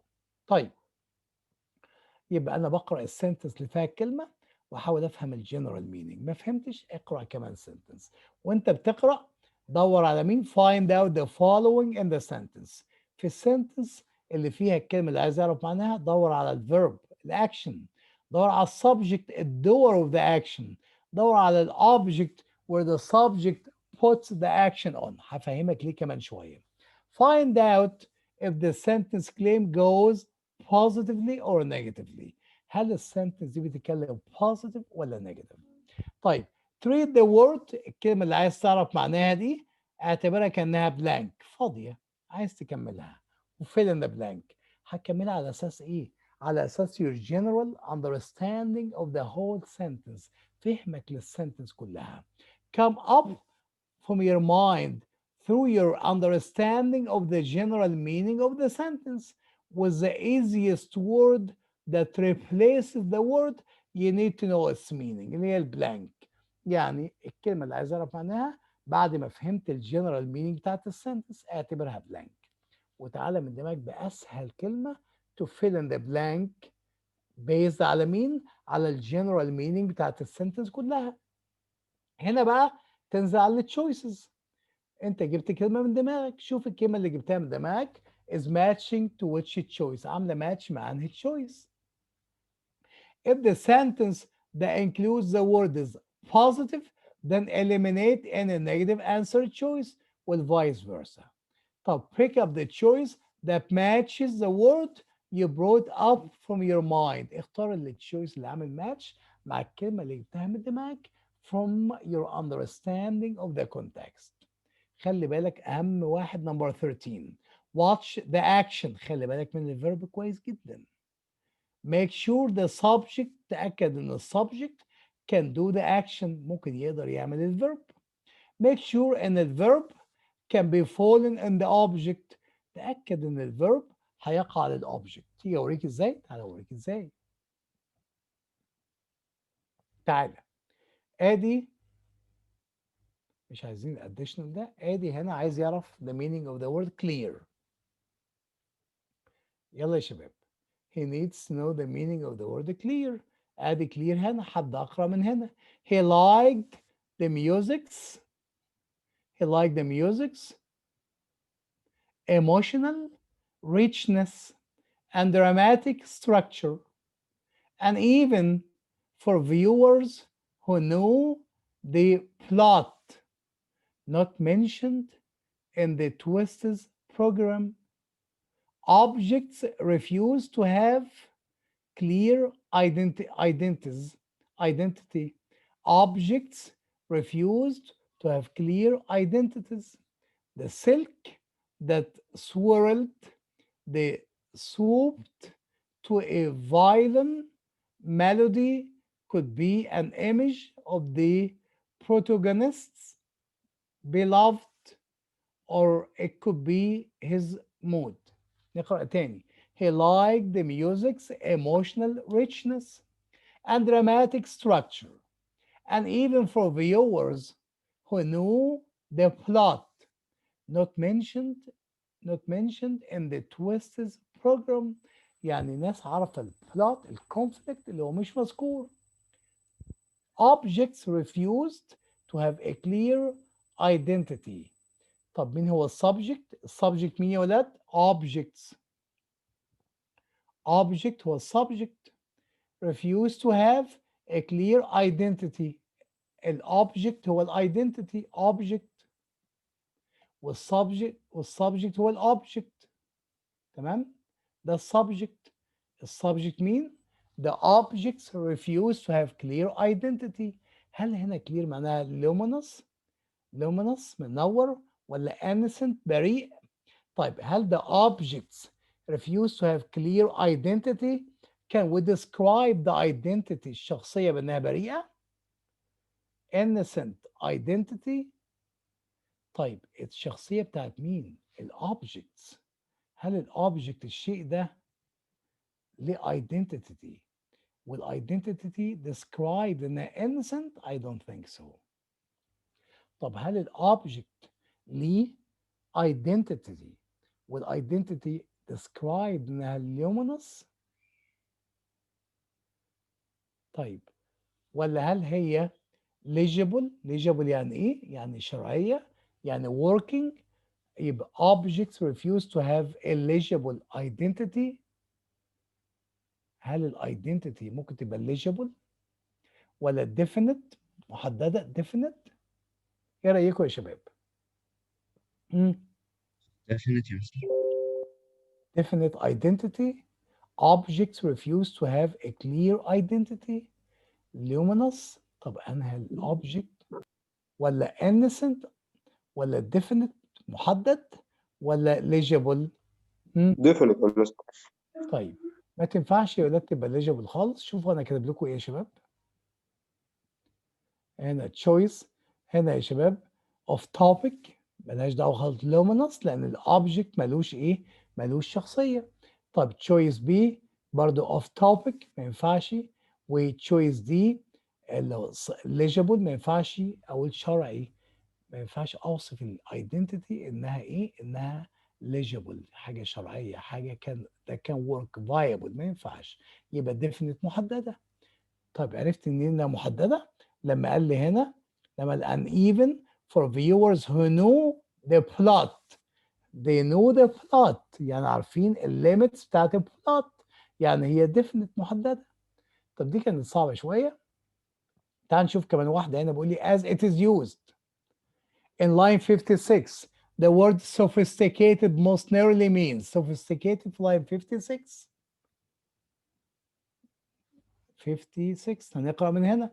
One theory is that our brains evolve يعني ايه؟ بيحصل لها evolution بتتطور because our primate ancestors اللي هم original ancestors أهالينا القدام began to engage in more blah food gathering. ايه هو الفود gathering؟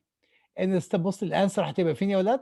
instead of just eating grasses and leaves بدل ما ياكل grass و leaves they began eating fruits. وايه يعني لما ياكل fruits؟ تيجي نشوف. which takes more thinking power. الفروتس هيخليه يفكر ليه؟ you travel much far further to find fruits عشان انت بتمشي فبتفكر هتمشي فين عشان تجيب الفروتس. يبقى هنا بقت الموضوع complicated بقى معقد. than leaves. اما الليفز موجوده قدامك، اما الفروتس you need to travel, you need to think where you travel, so you need to be able to create mental maps. يعني دماغك ده جواه بقى maps where you gonna go يعني بقى complicated. شفت يا ولاد؟ يبقى correct choice ما تبقاش مين؟ ما تبقاش worldly وما تبقاش cultured وما تبقاش genteel انما تبقى complex. تمام؟ طيب خلاص نخش بقى فين في الفانكشن. يا شباب وناخد بعد الفانكشن بريك صغنون. سؤال الفانكشن سؤال indirect ولكن سهل. بعرف منين الفانكشن؟ بعرفها من تعال نشوف الفريكونسي بتاعتها الاول بتيجي 9 تايمز ده كتير قوي 9 تايمز. طب how to spot ازاي اعرفها؟ اول ما الاقي الكلمات اللي بالاحمر دي the author mentioned blah blah blah blah blah to the author mentioned blah blah blah in order to the parenthetical information in line blah blah blah serve to the purpose of blah blah blah is to, the function of blah blah blah is to, the effect يبقى واحدة من دول وما فيش غيرهم. to وin order to وserve to وpurpose وfunction وeffect. طيب تيجي نشوف بنحل الفانكشن ازاي. طبعا لازم نبقى عارفين ان الفانكشن skill it is an indirect question that needs you to analyze. هتحلل word، الورد اللي جبتها منين؟ لا اما اديها لي في reference line لا اما رحت لها بالليد وورد، word او phrase او sentence او paragraph. طيب محتاج تعمل له analysis and find out its effect. ايه من فضلك اسال نفسك الافكت ايه والبيربوس ايه بتاعت الورد دي او الفريز دي او السنتنس دي او الباراجراف دي. طيب يبقى it asks about the function of، اسال نفسك، قول لنفسك كده what is the function of this word of this phrase of this sentence of this paragraph. the answer of the function برضه يا ولاد question is not direct مش مباشره. you don't look for the meaning، اوعى تدور على المعنى. but you need to know the effect، محتاج الافكت والpurpose بتاع الورد دي، الفريز ده، السنتنس دي، الباراجراف دي، محتاج تعرف الافكت والpurpose بتاعتهم. طب لسه ما اتعلمناش برضه نحل ازاي. تعالوا نمبر 1 نمشي على خطوات. never look at the answer choices، نفس الكلام. simplify the question، بسط السؤال. rephrase it وسهله، اعمل له rephrase صيغه تاني بالشكل ده. يبقى كل اسئله الفانكشن هنعملها rephrase بالشكل ده. تاني كل اسئله الفانكشن وات ايفر they are هنعمل لها rephrase بالشكل ده. شايف كلمه do قد ايه يا ولاد كبيره قد ايه؟ هتقول لنفسك what does this word لو هي word، what does this phrase لو هي phrase، what does this line لو هي line، what does this sentence لو هي sentence، what does this paragraph لو هو paragraph. do بيعمل ايه؟ حلو قوي. read the reference lines، انا رحت لللاينز اهي سواء word او phrase او line او sentence او paragraph، رحت لها ازاي؟ لا اما preference lines هو مديها لي، لا اما بليد وورد هدور عليها في السؤال. لو لقيت ليد وورد الكلام جميل، مفيش لو لقيت reference lines هروح لها على طول. لو ما لقيتش reference lines هاخد ليد وورد من السؤال واعمل سكان عليها. بس اوعى تنسى you will need to read before and after. وصلت للreference lines وصلت للليد وورد لازم تقرا قبله وبعده. correct answer choice is always located above or below the reference lines. دايما هتلاقيها قبل او بعد، هو مش هديك لاينز كده ويقول لك الاجابه فيها، لا يمكن، لازم تبقى قبليها او بعديها. طيب understand the claim، انا قرات اللاينز، افهم الكليم.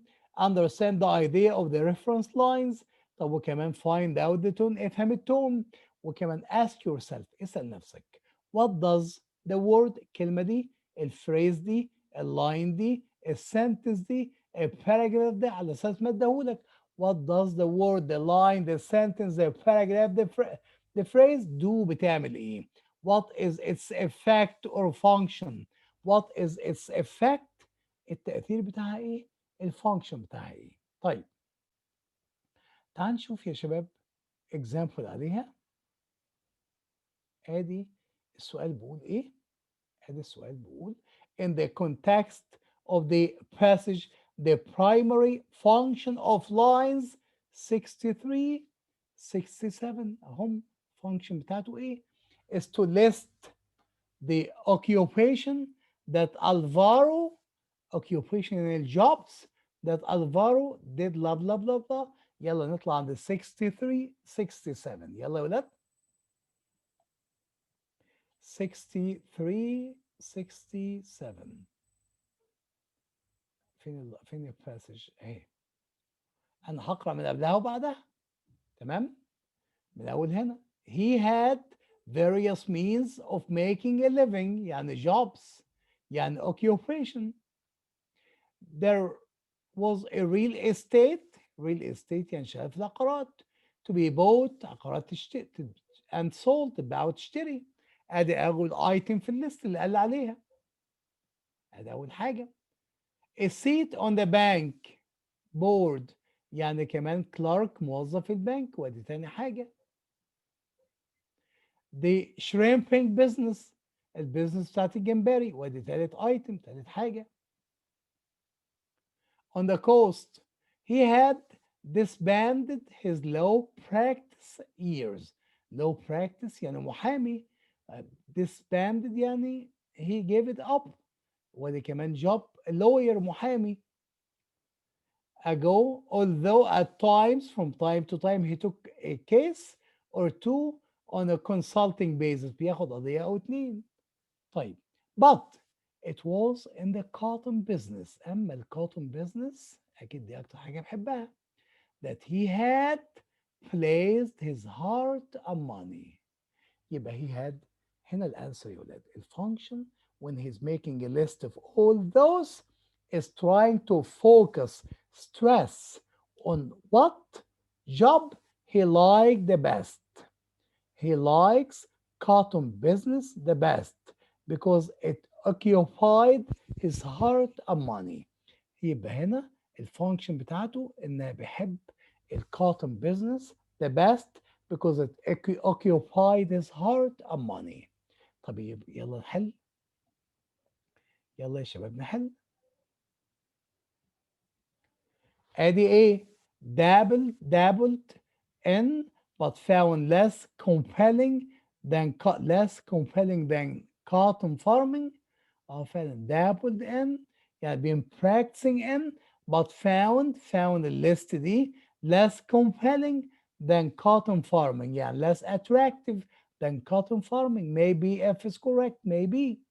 يلا نشوف G. held in high regard though his mother ما كانش فيه support للmother تماما. يبقى J is out، ما فيش support للmother. H had rejected as representing the foolish notions of his youth. لا عندي youth ولا عندي foolish، ملهاش support. طب J envisioned as being within his reach were he to succeed in farming cotton. Envisioned يعني he saw them as being within his reach, were within his reach يعني he can reach them, he can get them, he can practice them. Were he to succeed in farming cotton.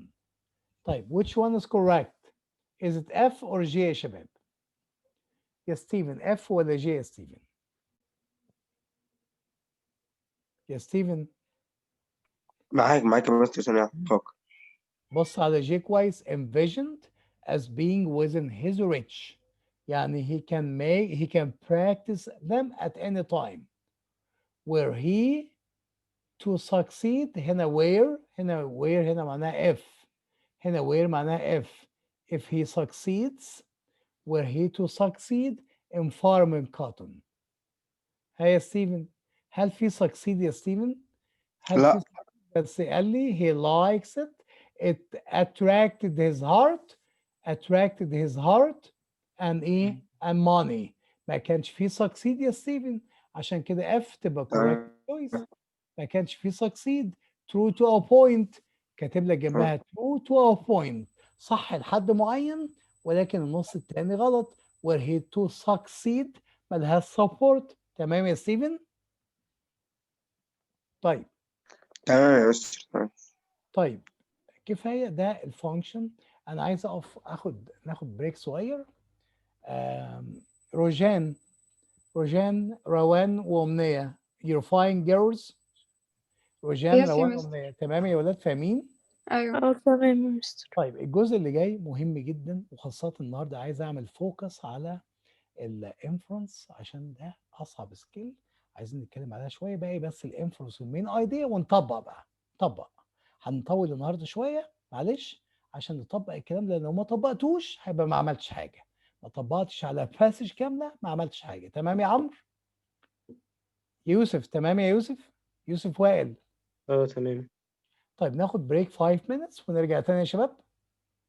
انا مش هخرج، انا هعمل ميوت للمايك وهقفل الكاميرا for 5 minutes. Now I've got 7:36. Let's say 7:37 و5 يبقى 7:37 و5 يبقوا كام؟ 7:37 و5 يبقوا كام يا ولاد؟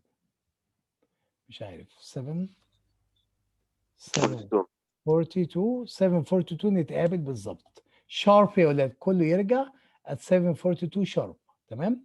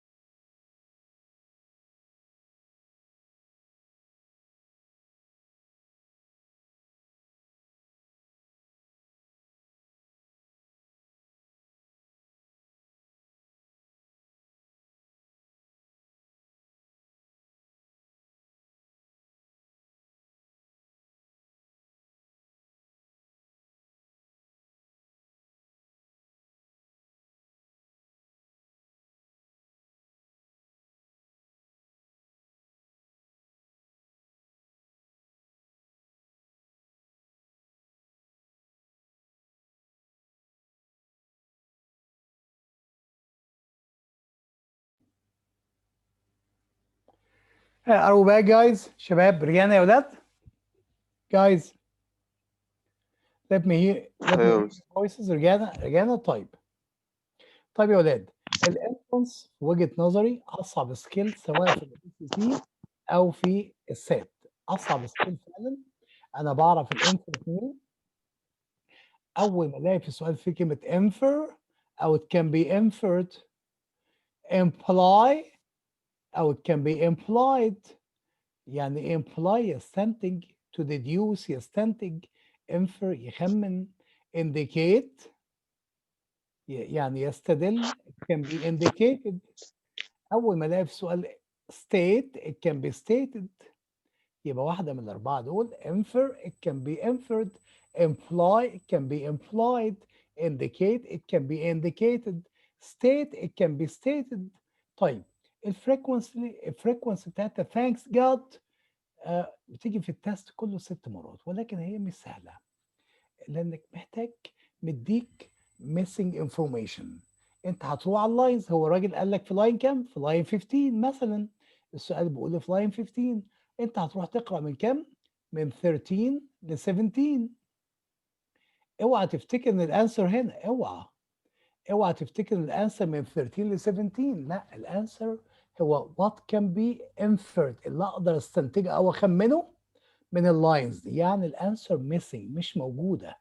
خمن انت الانسر، هو مديك معلومات مش موجوده، خمنها. اوعى تفتكر انها صعبه. عمرو انت فاكر انها صعبه؟ ستيفن، روجان، روان، لا مش صعبه. تعالوا اوريكم الصعبه ازاي. لا يا مستر. لا تعالى اوريك ازاي مش صعبه. تعالى اوريكم ازاي مش صعبه. بص يا شباب، خليك معايا في الاكزامبل ده. Imagine for a moment that you have arrived at your house. انت وصلت بيتك. انا بديك example. After work all the lights are out. النور كله مطفي. What can you infer؟ تخمن ايه لما تلاقي النور كله مطفي؟ تخمن ايه يا شباب؟ مش ده برضو في inference؟ all the lights are out. انت عارف تخمن ايه؟ ان you are first one home. انت اول واحد توصل البيت، صح كده؟ مش ده اسمه inference؟ ده اسمه inference، صح؟ if you arrived home all the lights are off. infer، خمن. اخمن ايه؟ I am first one home. nobody is home. تمام كده؟ طيب as you walk from your car، نزلت من العربية بتاعتك، you see there is a package on the front step. لقيت في طرد جايلك محطوط على السلم. before you even pick it up، قبل ما تلتقط الباكج دي، هتخمن ايه؟ تخمن ان it was left by the mailman، راجل البريد هو اللي سابها، صح؟ يبقى the mailman must have brought it. طيب you finally open the front door، انت فتحت الباب، and you see the living room has been cleaned، الليفينج روم نظيفة. what can you conclude؟ هتخمن ايه؟ someone must have cleaned the room. there must have been someone who cleaned the room while you were at work. كل ده اسمه inference، كل ده تخمين، كل ده اسمه inference، مش صعب. طيب what is inference؟ ايه هو الانفرنس؟ انا هقول لك الانفرنس كمان شويه، بس عايز اوصل اديك اكزامبل تاني.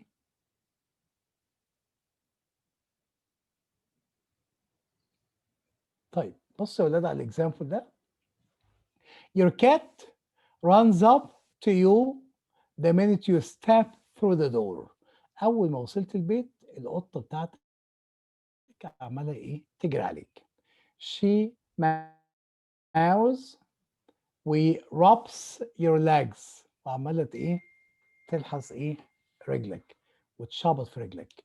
runs into the kitchen، وبتجري على المطبخ قدامك. and stares، وتبحلق فين؟ at the cupboard، في الدولاب where you normally store the cat food، اللي انت حاطط فيه الاكل بتاعها. تقدر تخمن حاجه؟ تقدر تخمن ايه يا ستيفن؟ تقدر تخمن ايه؟ هي عايزة تاكل. بس شايف الموضوع سهل جدا. يبقى it مستر doesn't حضرتك سامعني؟ انا سامعك. it doesn't take much effort to figure out that your cat wants food. You are just drawing, you just drawn an inference. هو ده الانفرنس. تمام؟ طيب you look for clues، دور على clue، على hint in the text. خلي بالك الانسر مش في التكست. هل هنا في التكست اللي فوق ده قال لك الكات needs to eat؟ هل قال لك the cat is hungry؟ لا، ما قالش cat is hungry، ولكن انا في كلو فهمتني ان الكات is hungry. دور على little pieces of information، دي اللي هلاقيها في اللاينز اللي مديها لي هدور فيها على clues that seem to relate to the missing information of your question. A question في missing information and the cat is hungry and needs to eat. طيب ايه الكلوز اللي حصلت دي؟ ال pieces of information. Cats is rubbing my legs and staring at the cupboard where I store the food. كل دي information made me understand that the cat is hungry and needs to eat. هو ده يا شباب الانفرنس. يعني تفهم منه ان الانسر مش موجوده في اللاينز. يا بنات الانسر مش في اللاينز، ولكن الانسر تفهم من اللاينز. are deduced from the lines، تفهم من اللاينز. طيب تعال نشوف الانفرنس. It's an indirect question غير مباشر that needs you to draw a conclusion. يعني اطلع لي ب information. draw a conclusion، هات لي information. or infer a judgment، هات لي statement، هات لي idea based on information given in a word. اداك word، اداك phrase، اداك sentence، اداك paragraph. اداها لك ازاي؟ سواء بريفرنس لاينز او بليد وورد. هقرا اللاينز دي وهقرا حواليها، اطلع information that can be deduced، استنتجها منها. فهمتوا معنى كلامي ايه؟ معنى كلام ان الانسر مش موجوده في اللاينز، ولكن on what can be deduced from the lines، استنتج ايه من اللاينز. You are expected to draw، to read between the lines، اقرأ بين السطور and reach conclusion، اوصل ل statements about the text because the author will not include all the information for us. الauthor فاهم ان احنا فاهمين فحطت information missing، انت استنتجها من الكلام ده. يبقى الانسر is beyond the words، في ظهر الكلام، is in what can be guessed from the words. When making inferences you are looking beyond، بص ورا what is stated in the text، ورا اللي انت فهمته من اللاين، من الفريز، من السنتنس، من الباراجراف. بص على الاكستنشن بتاعهم، الامتداد بتاعهم. and find the ideas to which the author only hints. شوف الهنتس، شوف الكلوز بتاعتهم. To answer inference questions correctly you need to understand the phrase. افهم الفريز، افهم الكليم and figure out what can be deduced. قول لنفسك كده، كلم نفسك وقول لنفسك what can be deduced، what can be inferred، what can be guessed from these lines. You are expected to find the answer. هتلاقي الانسر فين؟ in what you understood، قبل وبعد. يبقى هتلاقي الانسر في اللاينز اللي قبل وبعد اللاينز، بس في what can be guessed from them، اللي يفهم منهم، يستنتج منهم. طيب تعالوا يا ولاد نشوف هنحل ازاي. Number 1 never look at the answer choices، اوعى تبص على answer choices. Number 2 simplify، بسط the question and rephrase it as follows. اعمل لي rephrase بالشكل ده. What can be deduced؟ What can be guessed؟ What can be figured out from this word أو this phrase أو this line أو this sentence أو this paragraph.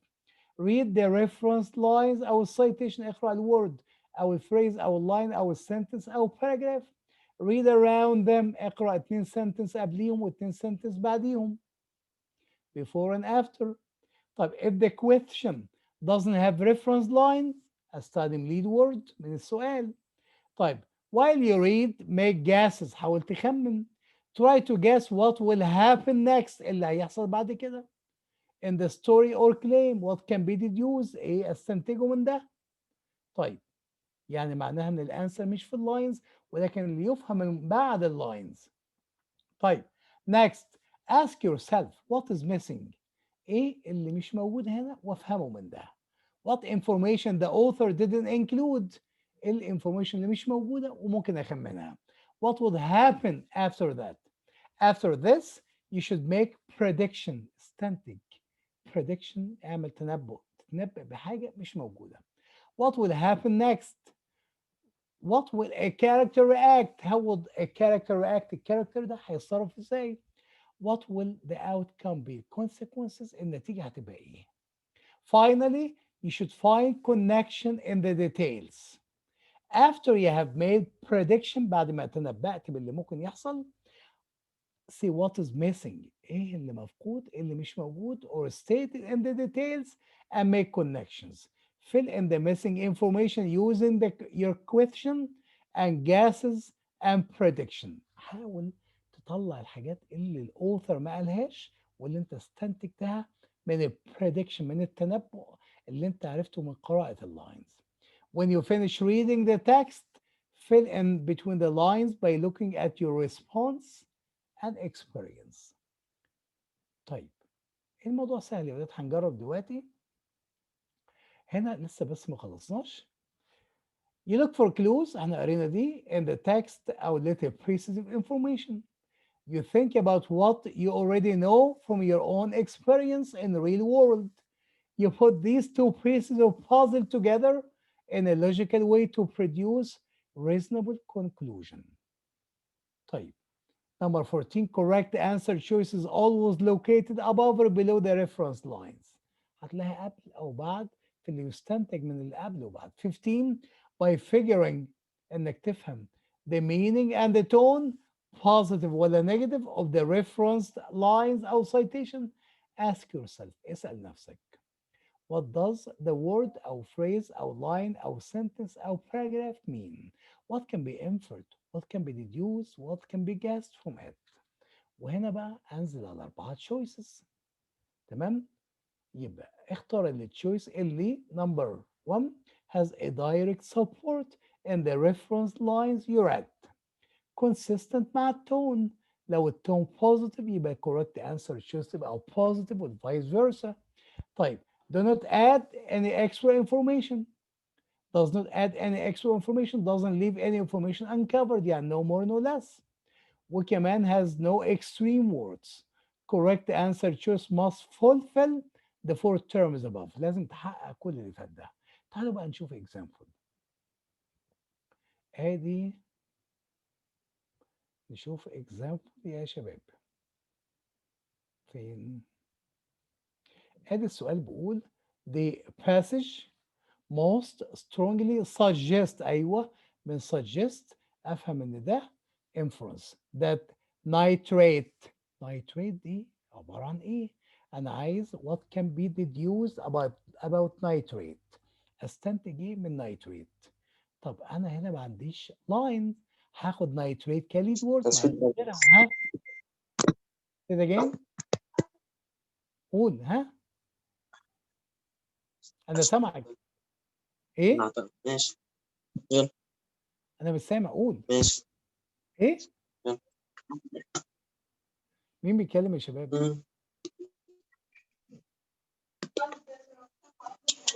يا عبد الرحمن يا ثروت. عبد الرحمن يا ثروت ركز في السيشن يا عبد الرحمن يا ثروت. عبد الرحمن. طيب يا شباب يلا. يبقى what can be, اسأل نفسك what can be deduced, what can be inferred about nitrate. افهم ايه من nitrate. انا لقيت النيتريت في لاين كام يا ولاد؟ لقيتها في لاين كام؟ عملت سكان عليها لقيت النيتريت في انهي لاين؟ فين في الحته دي بس مش شايف فين. حد شايف لاين كام؟ قبل الأخيرة. هنا ادي النيتريت. هقرا من قبليها وبعديها زي ما اتفقنا. قال ايه؟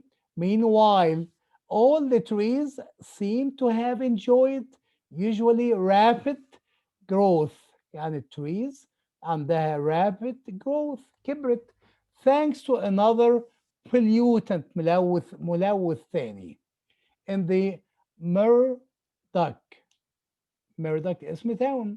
soil اسمه ايه؟ هنا لما يحط column يبقى هيقول مين هو البوليوتنت. يبقى البوليوتنت اسمه نيتريت. يبقى اول نولج افهمها عن نيتريت ان هو pollutant ملوث. ماشي. pollutant.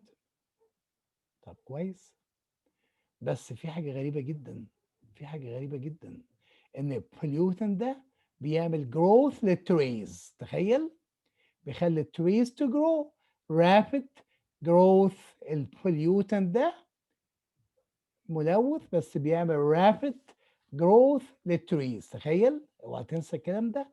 يعني positive، يعني positive possibly from fertilizers applied in the surrounding cornfield. طيب البوليوتنت الملوث المفروض وحش، بيخلي التريز to grow. ليه يا ولاد؟ عشان البوليوتنت ده work like fertilizer. يعني ايه fertilizer؟ يعني ايه fertilizer يا ولاد؟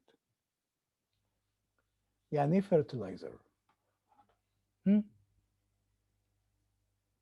What is fertilizer؟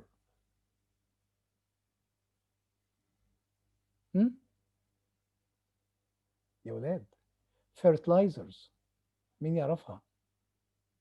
يا شباب، يا عمرو، عمرو غانم، كريم صلاح، انتوا رحتوا فين؟ fertilizers. هي مثلا حاجات اللي بتتحط على الزرع، يعني مخصبات مثلا أو كده. حلو قوي. طب what does it do؟ مش ده يعتبر فود ولا مش فود؟ fertilizers هي فود ولا مش فود يا ولاد؟ مش فود يا مستر، ما ينفعش بالنسبة لنا احنا، مش فود. لا، البلانت فود الفيرتلايزرز بتعمل ايه؟ الفيرتلايزرز مش بتخلي التريز تجرو؟ اه هو قال كده اهو، قالها، قالها اهي. شايفها؟ شايفها فين؟ rapid growth. شايف دي؟ rapid growth بتخلي التريز تجرو. يبقى الفيرتلايزر دي فود. يبقى النيتريت has double action. يبقى فود وبوليوتنت. فود وبوليوتنت. يبقى choice F is correct. can act as both contaminant جاي من contaminate يعني يلوث. contaminant هي مين؟ pollutant. ونيتريت ونيوترونز. نيوترونت يعني فود. شايفين يا شباب؟ شفتوا قد ايه السؤال مش سهل، محتاج شوية شغل. يبقى هو قال it makes rapid trees growth. بتخلي الشجر يكبر. طالما بتخلي الشجر يكبر وهي fertilizers يبقى nutrients food. وكمان هي pollutant. يعني ايه pollutant؟ يعني contaminant ملوث. يبقى شايفين يا ولاد الانسر F is a correct choice. understood يا بنات؟ البنات يا شباب، يا عمرو، يا كريم، فهمتوا ازاي يا ولاد ان F correct choice يا شباب؟ ايوه يا مستر. طيب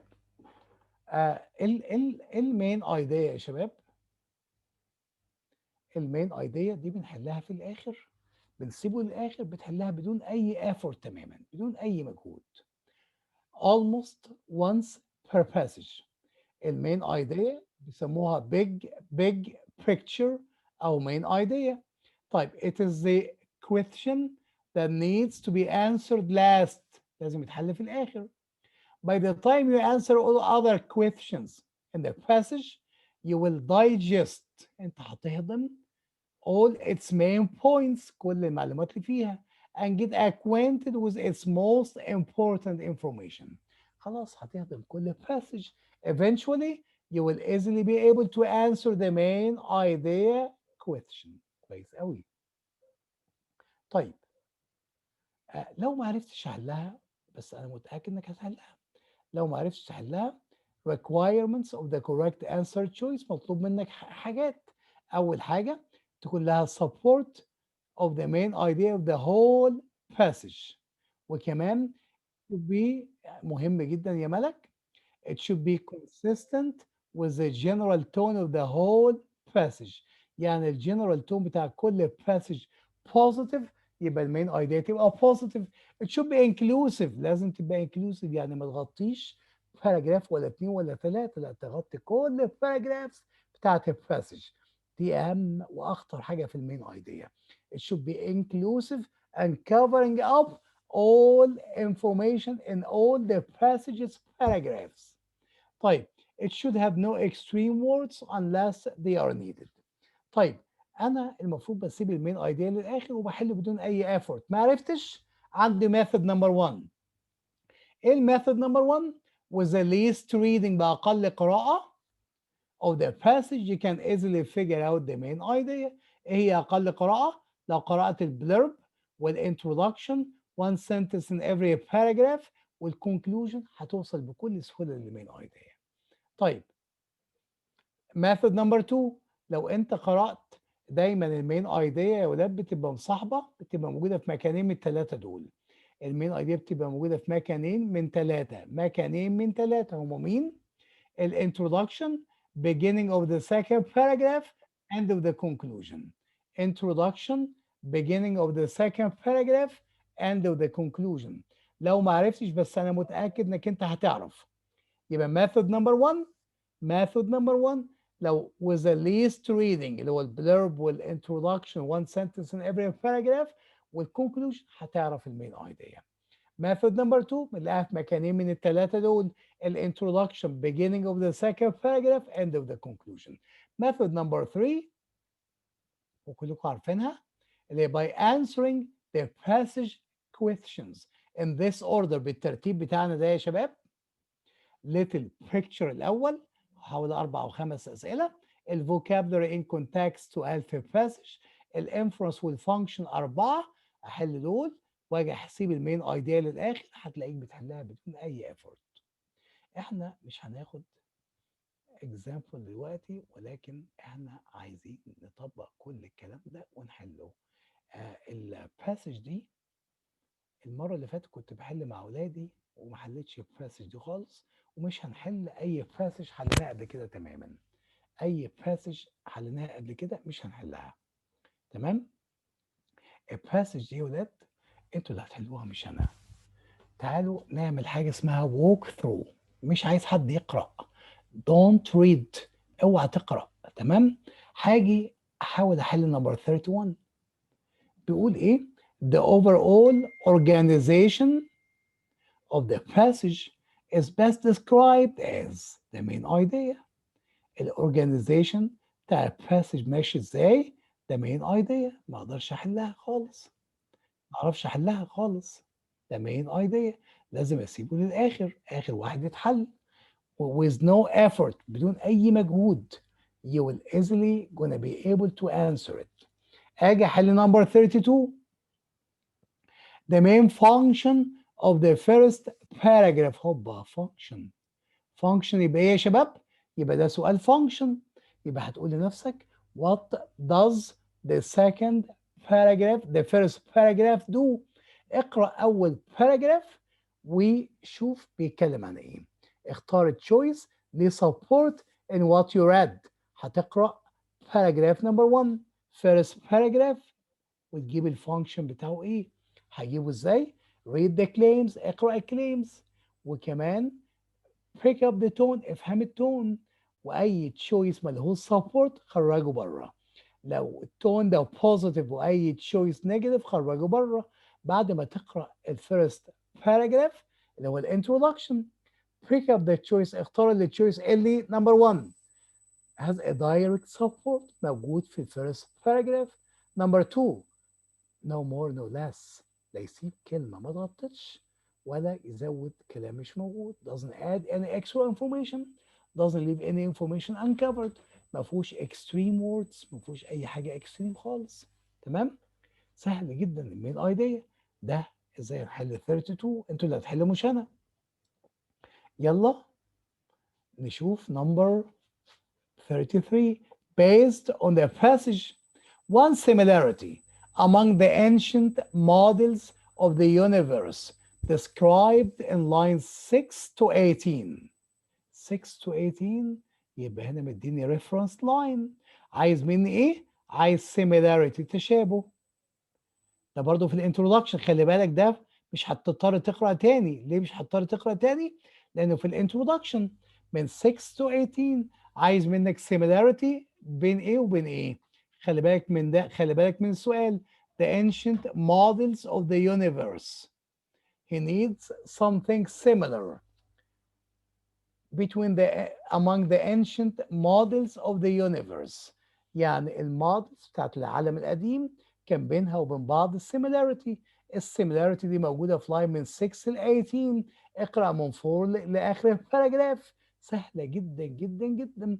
واختار اللي تشويس اللي ليه سبورت، اللي no more no less، اللي consistent مع التون، اللي مفيش حاجة اكستريم. هتروح تحل نمبر 34. the main idea of the last paragraph. ده عايز المين ايديا عن السم اب، الملخص بتاعت اخر باراجراف. طب ما انت اصلا كنت هتقراه. لا مش هنقرا يا بنات، مش اتفقنا مش هنقرا؟ ما هو هتقراه بغصب عنك. يبقى نقرا ليه في الاول؟ انا اضطريت اقرا الانترودكشن بغصب عني عشان question 32 33. وهنا اضطريت اقرا الكونكلوجن بغصب عني عشان question 34. يبقى اقرا الكونكلوجن واعمل لها sum up، لخصها، واختار اللي تشويس اللي ليه سبورت فيها، اللي consistent مع التون. اهم حاجه no more no less، لا يزود حاجه ولا يقلل حاجه، ما فيهوش حاجه اكستريم.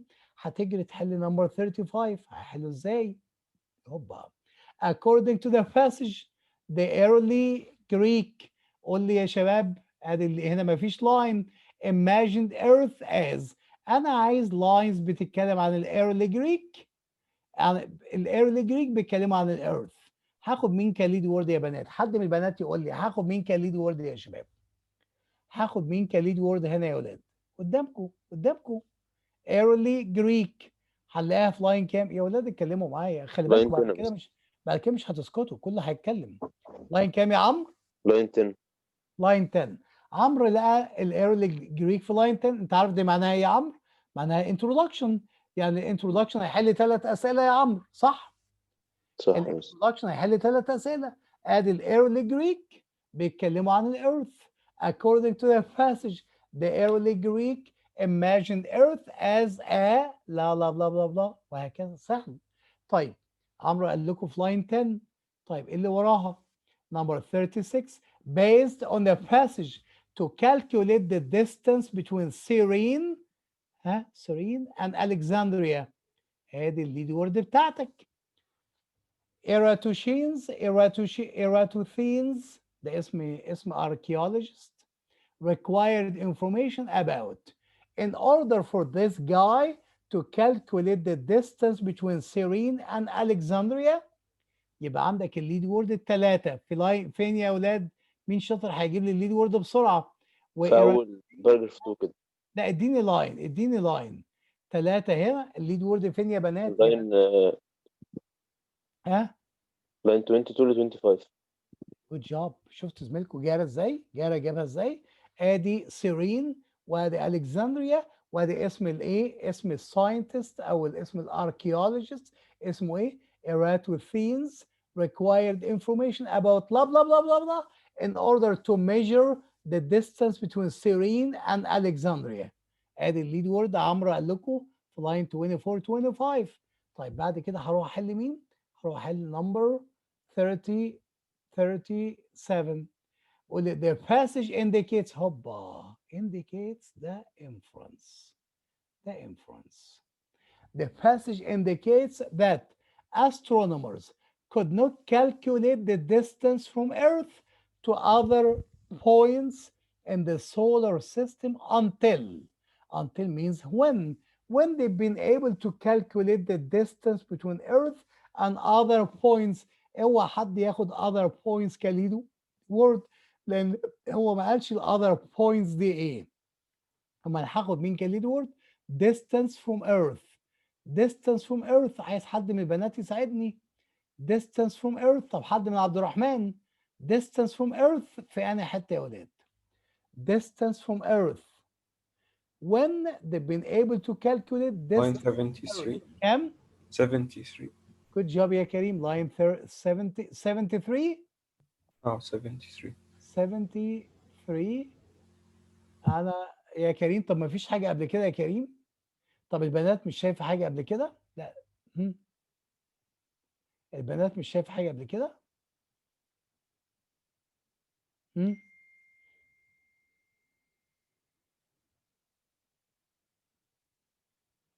هم؟ طب ايه رايكم في دي يا شباب؟ ايه رايكم دي يا كريم؟ شايف دي يا كريم؟ ها، شايفها في لاين كام يا كريم؟ ناخد دي الاول، ما هي الموجوده الاول، ما لقيتش الانسر اخد الثانيه. when they've been able to calculate the distance from earth. اطلع عند 54 يا كريم واقرا حواليها 2 لاين قبلها و2 لاين بعدها. تمام.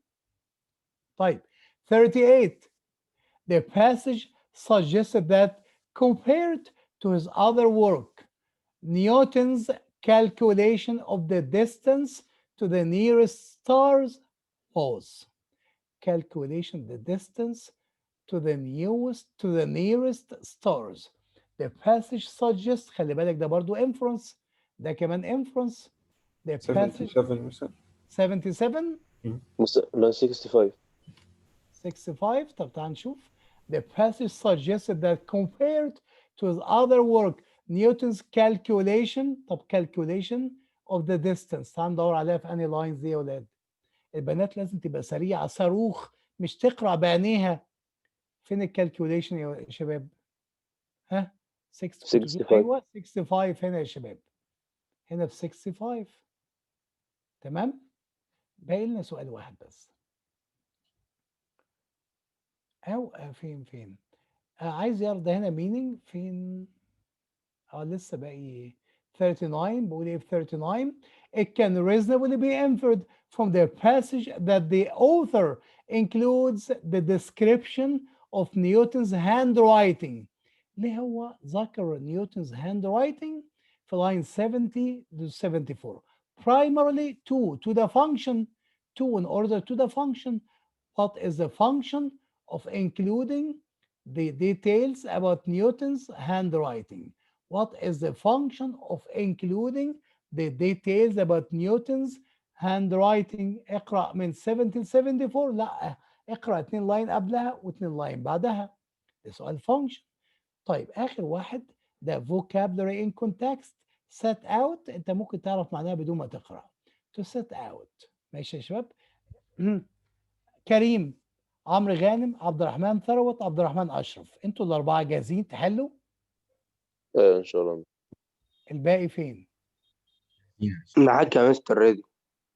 طيب ما حدش يحل. طيب كريم جاهز يا كريم؟ جاهز.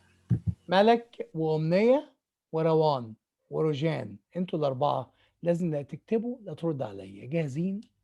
ملك، روان، روجان. جاهزين يا مستر. جاهزة يا مستر. طيب كويس. يوسف، جاهز يا يوسف؟ تمام. طيب أمنية جاهزة يا أمنية؟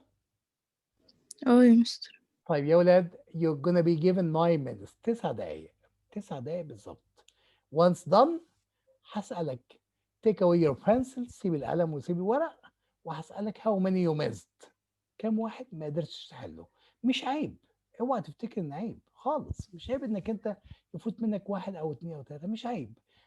بس يخليك واثق انك في خلال 3 سيشن بإذن الله مش هتقدر 3 أو 4 بالكتير، مش هيفوتك اي حاجه وهتلحق تحل كل حاجه بالتايم. تمام. كل واحد فيكم في كل سؤال عارف هيروح فين وهيعمل ايه. انا هعمل سيت للتايم. ادي 9 minutes وادي 1 2 3 جو. انا بدات يا شباب، يلا انا هتابع معاك بالتايم. يلا يا ولاد.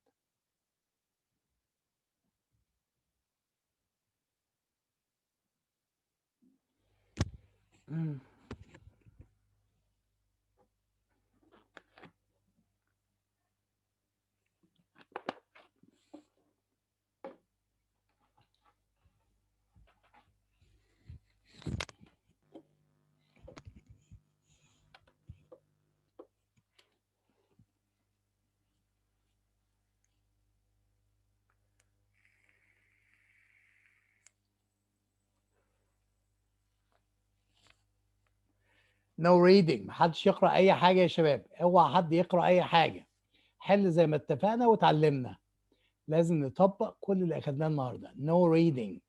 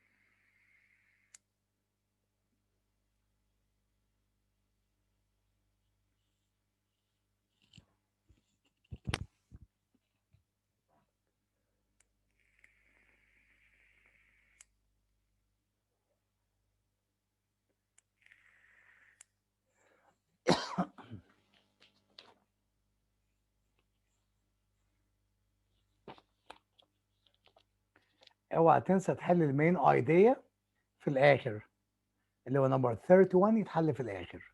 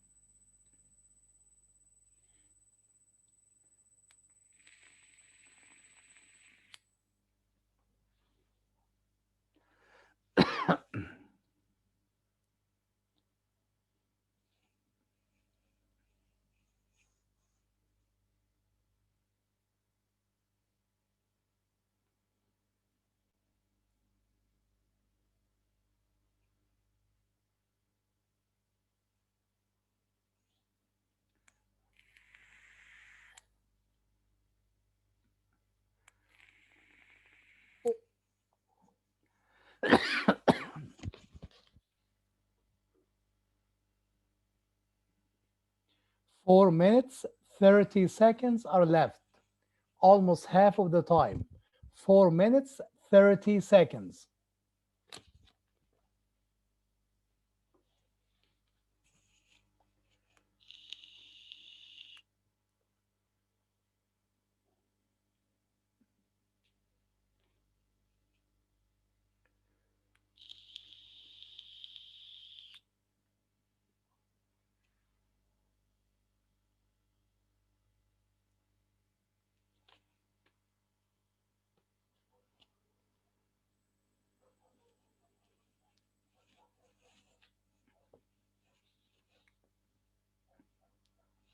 Number 38 يا شباب كريم 38 هتلاقي الليد وورد بتاعتها احسن في 77 في لاين 77 يا كريم.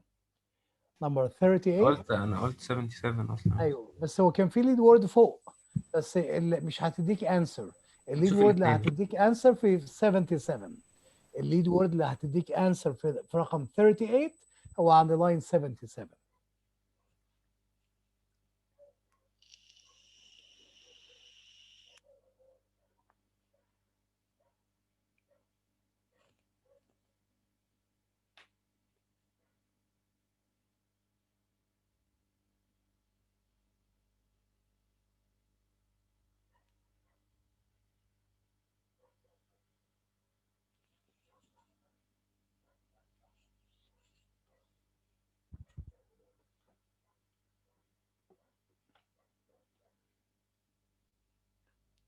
Two minutes 45 seconds.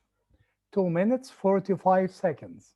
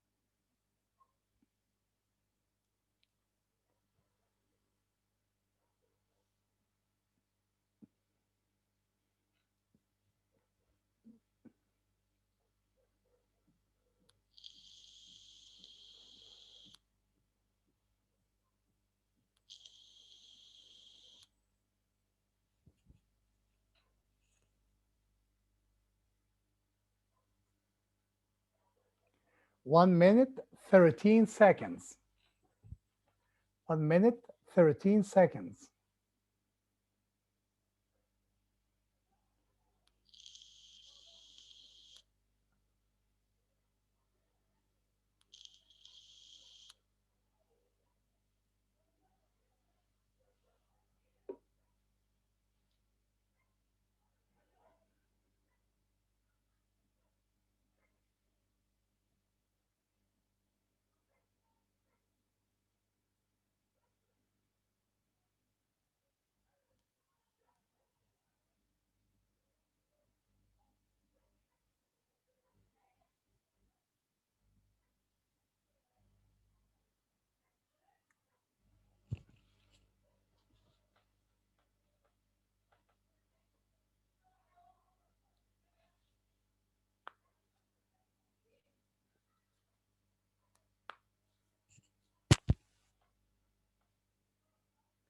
Almost few seconds. Almost.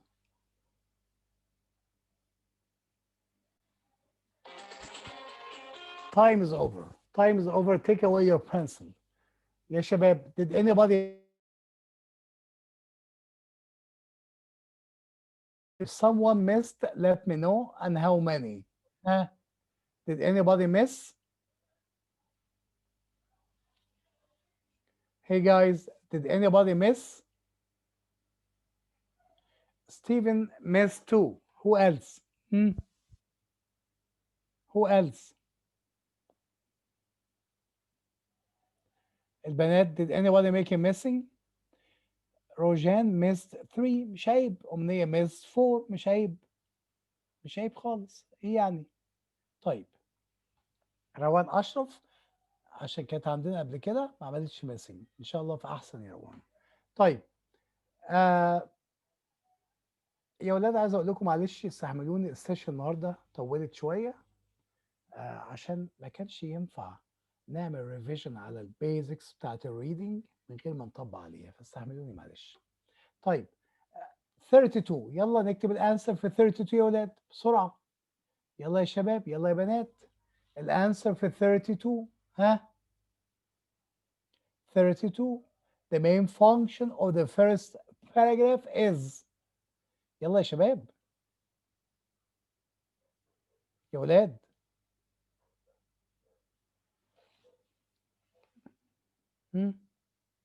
ادي عمرو عمل اتش وكريم. البنات يلا نكتب يا ولاد, يلا.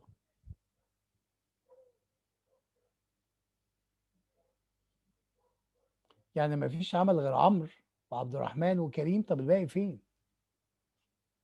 ويوسف. طب والبنات ما فيش خالص يا ولاد؟ يا ولاد من فضلكم. أمنية يوميز نمبر 2 نمبر 32. معقول يا أمنية؟ طيب. طب بقية البنات؟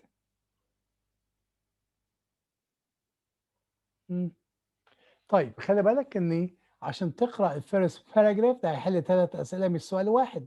ازاي تعملي ميسنج ده وكان هيحل 3 أسئلة؟ تعال نقرأ. تعال يا عبد الرحمن يا ثروت, تعال نقرأ أول باراجراف أهو. يلا يا شباب. One measure of the progress of human civilization is the increasing scale of our maps. A clay tablet يعني لوحة, dating from about the 25th century BC, found near what is now the Iraqi city of Kirkuk, depicts. اللوحة دي عليها إيه؟ depicts, بتصور a river valley with a plot of land, قطعة أرض, labeled, مكتوب عليها, as being 354 acre. يعني acre يعني about 30 acres, 30 فدان. in size. لغاية دلوقتي دي regular statements.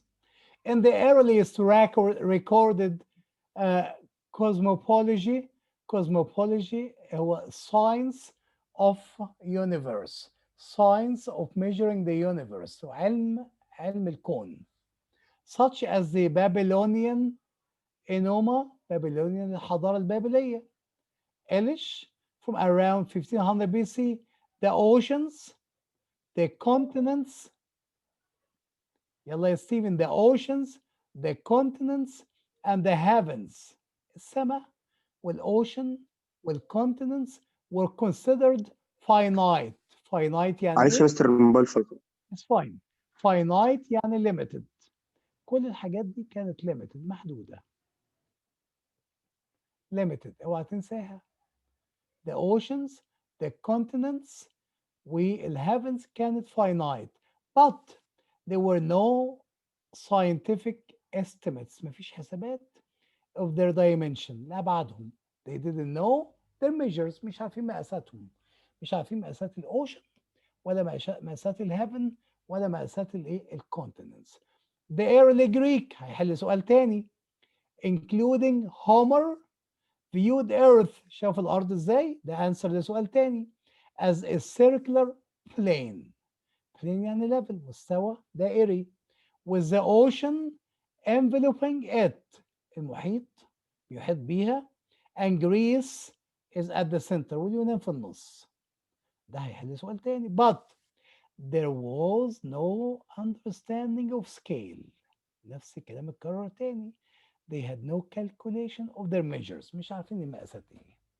لما الكلام يتكرر تاني يبقى اكيد هيبقى significant. In the early 6th century BC, the Greek philosopher Anaximander, whom historians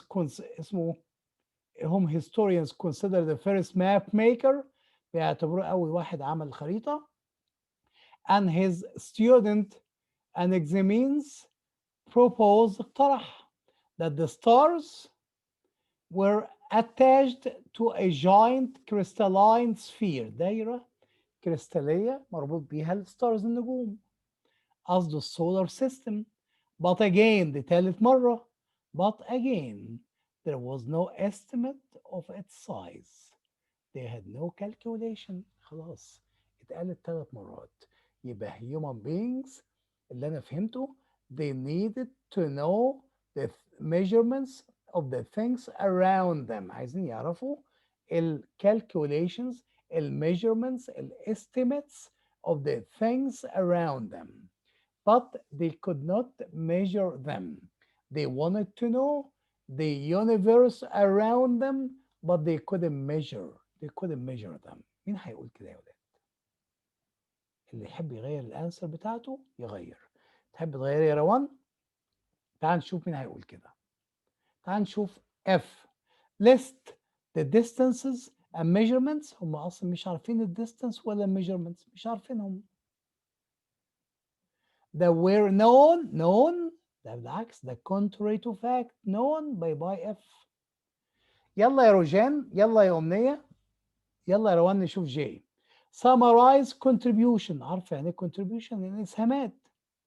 The ancient Greek made to astronomy. هو كان في astronomy في الوقت ده؟ They had no astronomy. وكمان ال ancient Greek, بس مش كل الناس اللي قالهم كان Greek.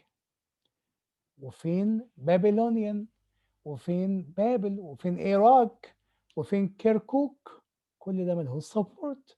يبقى انت ده اسمه specific, ancient Greek specific, ما تنفعش. فهمت فين المستيك يا روان؟ فهمت فين؟ روان فهمت المستيك فين يا روان؟ روان are you there؟ يا روان. H. Demonstrate how human sense of their surroundings has expanded over time. Expanded over time يعني they needed to know the measurements of the things around them. عايزين يعرفوا مقاسات الحاجات اللي حواليهم. Demonstrate means to show how human sense, المشاعر بتاعتك of their surroundings, الحاجات اللي حواليهم, الheaven والcontinents والoceans have expanded over time. How far they are, the distance, the measurements, the estimates. يبدو ان ال H correct. تعال نشوف G. Explain what led early geographers to conclude the earth was curved. هو حد قال الإيرث was curved؟ قال لك الإيرث كانت سفير دايرة مش curved. ما حدش curved مالها support، يبقى فعلا H is a correct choice. يلا بقى يا ولاد نحل نمبر 32 based on the passage one similarity among the هنا انت في نفس المكان في نفس الباراجراف. ايه هو السيميلاريتي اللي اتقالت 3 مرات يا ولاد؟ among the ancient models of the universe described in line 6 ل 18. ايه هي السيميلاريتي؟ قريناها كم مرة؟ اتقالت 3 مرات. اكتبوا الانسر يا ولاد. يلا الانسر بتاع 33. ها ايوه يلا يا روجان عمرو. الباقي فين يا ولاد؟ الباقي كريم. ايوه كده. السيميلاريتي ان they could not measure the things around them, they could not estimate the calculation. مش عارفين يوصلوا للحسابات. تعال نشوف ايه. they were based on the assumption that the universe was infinite. طيب ما support. طب they provided no scientific estimates. ايوه فعلا مفيش حسابات of the size and the scale of the objects they identified. يبدو ان be correct. C. Their depiction of the geographical feature were surprisingly accurate. Accurate في BC في قبل الميلاد. Accurate لما قال لك Greece is at the center of the universe ده كان accurate. According to modern maps مالهاش support تماما. D. The people who developed them positioned their homeland as the center of the universe. قصده ان الجريك positioned Greece at the center of the universe. طب هل ده كان correct؟ ده ما كانش correct. فعلا كانت B. السؤال السؤال نمبر 35 الأول يا ولاد عشان في نفس الباراجراف. 35 الأول. ها يلا 35 الأول يا ولاد. يلا يا كريم. يلا يا عبد الرحمن 35 الأول. 35 سهل سهل. According to the passage the early Greeks خدناها كليد وورد. Imagine an earth. شايفين earth ايه؟ موجودة في التشويس جي يا ولاد. موجودة في التشويس جي. ها ايوه لما قال ايه يا بنات؟ يلا يا شباب. لما قال circular plane ما قالش curved، قال circular plane with the ocean enveloping it and Greece at the center. قالها بالظبط.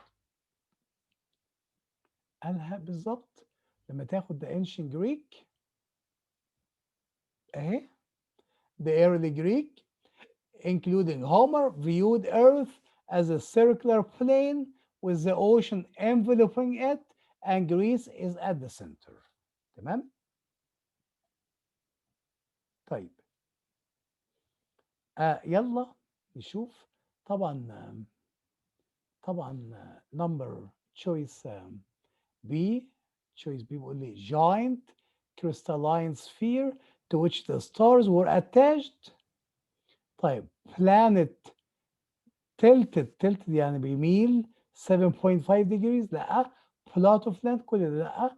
يبقى طبعا ايه choice ايه اللي موجود بالظبط. 34 يا شباب. The main idea of the last paragraph. آخر paragraph السم up بتاعه ايه؟ عايز يقول ايه؟ اكتبوا الانسر يا شباب في 34. يلا 34 عايزين الانسر. يلا يا ولاد.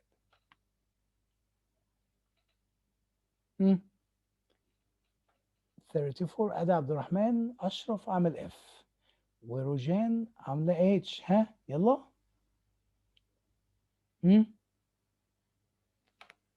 الباقي وعمرو عامل اف وكريم عامل اف وستيفن عامل اتش. البنات فين؟ فين يا ولاد؟ فين أمنية؟ أنا أديكم الاسم ولا إيه يا بنات؟ هتحلوا يعني هتحلوا. أمنية عاملة اتش. روان انت فين يا روان؟ روان.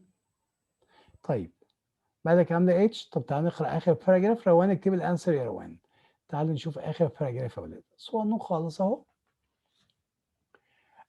Newton estimate of the distance to nearby stars was larger than any distance imagined. يعني إيه was larger؟ يعني not correct. يعني his estimation is not correct. حساباته مش correct. Was larger يعني not correct. كويس؟ طب ده إيه؟ ده نيوتن. طيب before larger than any distance imagined before in human history. ده قبله. Even today حتى النهارده.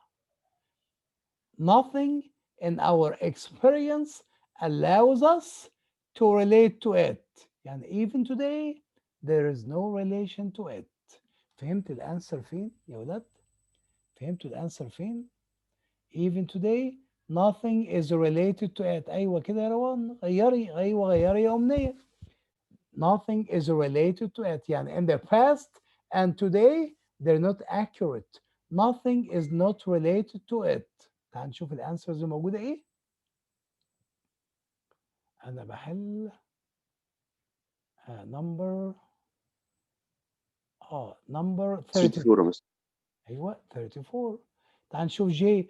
The nearest stars are more distant from Earth than Newton predicted. هو قال not accurate. طيب H. The time it would take to travel the distance from Earth to the nearest stars has been calculated only recently. لا مش recently لأن نيوتن عمل calculation بس ما كانتش accurate. طيب G. Recent advancement in space travel make the distance from Earth to the nearest stars seem small. لا النمبرز اللي موجودة ما بتقولش إنها small. ملهاش support. طب nothing in our experience ده قالها بالظبط يا أمنية. Nothing in our experience allows us to relate to the distance from Earth to the nearest stars. عشان نيوتن didn't figure it out correctly. Even today it is not related. يبقى فعلا F is a correct choice. F ده correct choice. يلا هنعمل مين يا شباب؟ 36. Based on the passage to calculate the distance between Cyrene and Alexandria. Eratosthenes اسم الراجل ده require كان محتاج ايه؟ Which information to calculate the distance between Cyrene and Alexandria. طبعا ده سهل يا ولاد، اكتبوا الانسر يا شباب. كان محتاج ايه؟ لا يا ستيفن، لا يا روجان. قولي لي يا روجان الليد وورد في انهي لاين يا روجان؟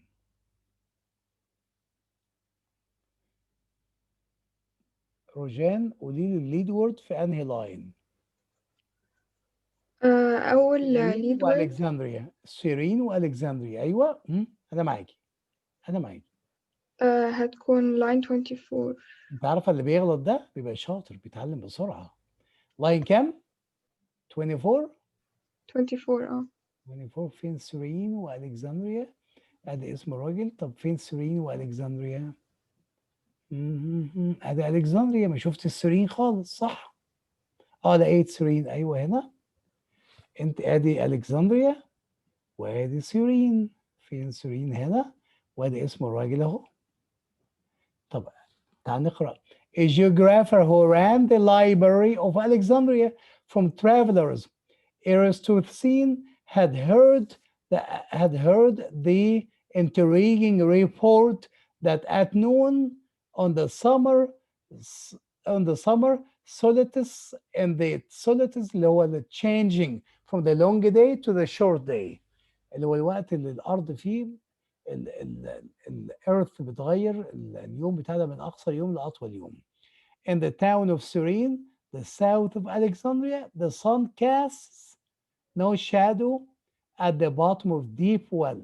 طيب ما فيش اي knowledge. طيب نشوف الثانيه. يلا نشوف الثانيه. أمنية فين الثانيه؟ لقينا ليد وورد ما فيش knowledge هنا. ادي اسم الراجل اهو وادي الكسندريا وفين فين سيرين؟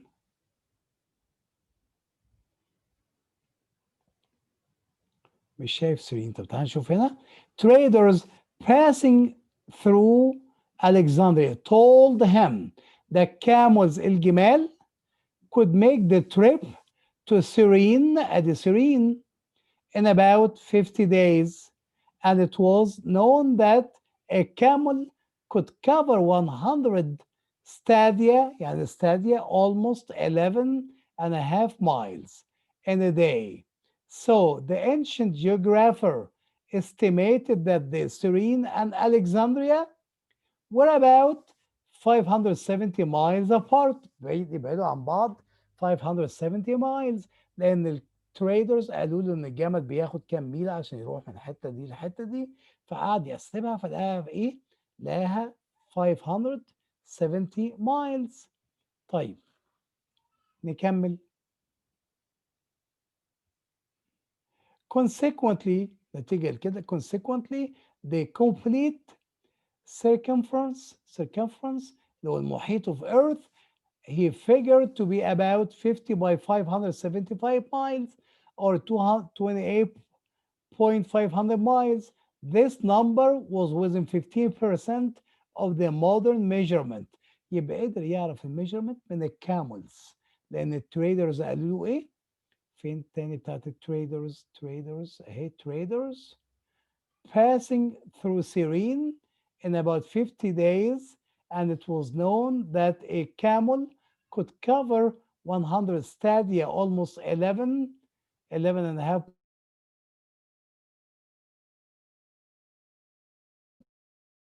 miles. they في 11.5 miles. فوصل لغايه ما عرف الديستانس between Cyrene and Alexandria. حد يحب يغير الانسر يا ولاد؟ حد يحب يغير الانسر؟ انتوا نسيتوا السؤال كان بيقول ايه؟ السؤال كان بيقول based on the passage to calculate the distance between Cyrene and Alexandria. Estothene required information about، كان محتاج information عن مين؟ عن الكاملز. الكاملز اهي. Time it took camel to travel between the cities and the distance. ايوه the distance camels could cover in one day. مش ده اللي اتقال بالظبط؟ ايوه كده يا امنيه. ايوه كده، ما تغيري اجابتك يبقى انت اتعلمت حاجه. تمام تمام. طب تعال نشوف H. Height of the sun at noon in each city and the length of shadows cast on the ground. shadow مفيش، و each city ملهاش support. طب G. number of miles in 100 stadia and the complete circumference of Earth. ما أعتقدش. F. curvature of Earth and the angle of the sun in each city. What city؟ طبعا ملهاش support. J هي اللي correct. طيب تعالوا يا ولاد نشوف 37. The passage indicates that astronomers could not calculate the distance from Earth to other points in the solar system until، ما قدروش يعملوا الكالكوليشن دي إلا إمتى؟ طيب the distance from Earth، distance from Earth إمتى قدروا يعملوا الكالكوليشن؟ سهلة يا شباب. يلا 37. distance from Earth إمتى قدروا يعملوا الكالكوليشن دي؟ أيوه كده احنا الليد وورد فين يا ولاد؟ الليد وورد فين يا شباب؟ ادي distance from Earth اهي.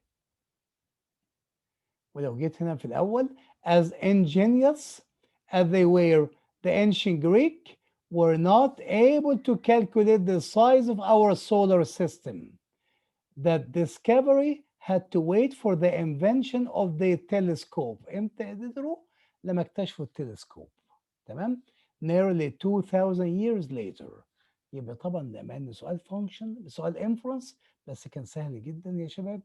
لما قدر يخترع التلسكوب يبقى الكوريكت تشويس بتاعتنا C. أما 38 the passage suggests the inference برضو that compared to other work, Newton's calculation of the distance to the nearest stars was الكالكوليشن دي كانت ايه؟ ها 38 كانت ايه يا ولاد؟ روان عامله جي يعني more speculative يعني تخيليه. معقول يا روان؟ لا يا روان، راجعها تاني يا روان. 38 يا ولاد. الليد وورد عند ال 77. الليد وورد يا روان عند ال 77. لا ولا important. مين قال لك انها important يا كريم؟ الليد وورد عند 77. الليد وورد عنده 70 عند 77. تعالوا عند 77 يا ولاد. 77 تعالى هنا.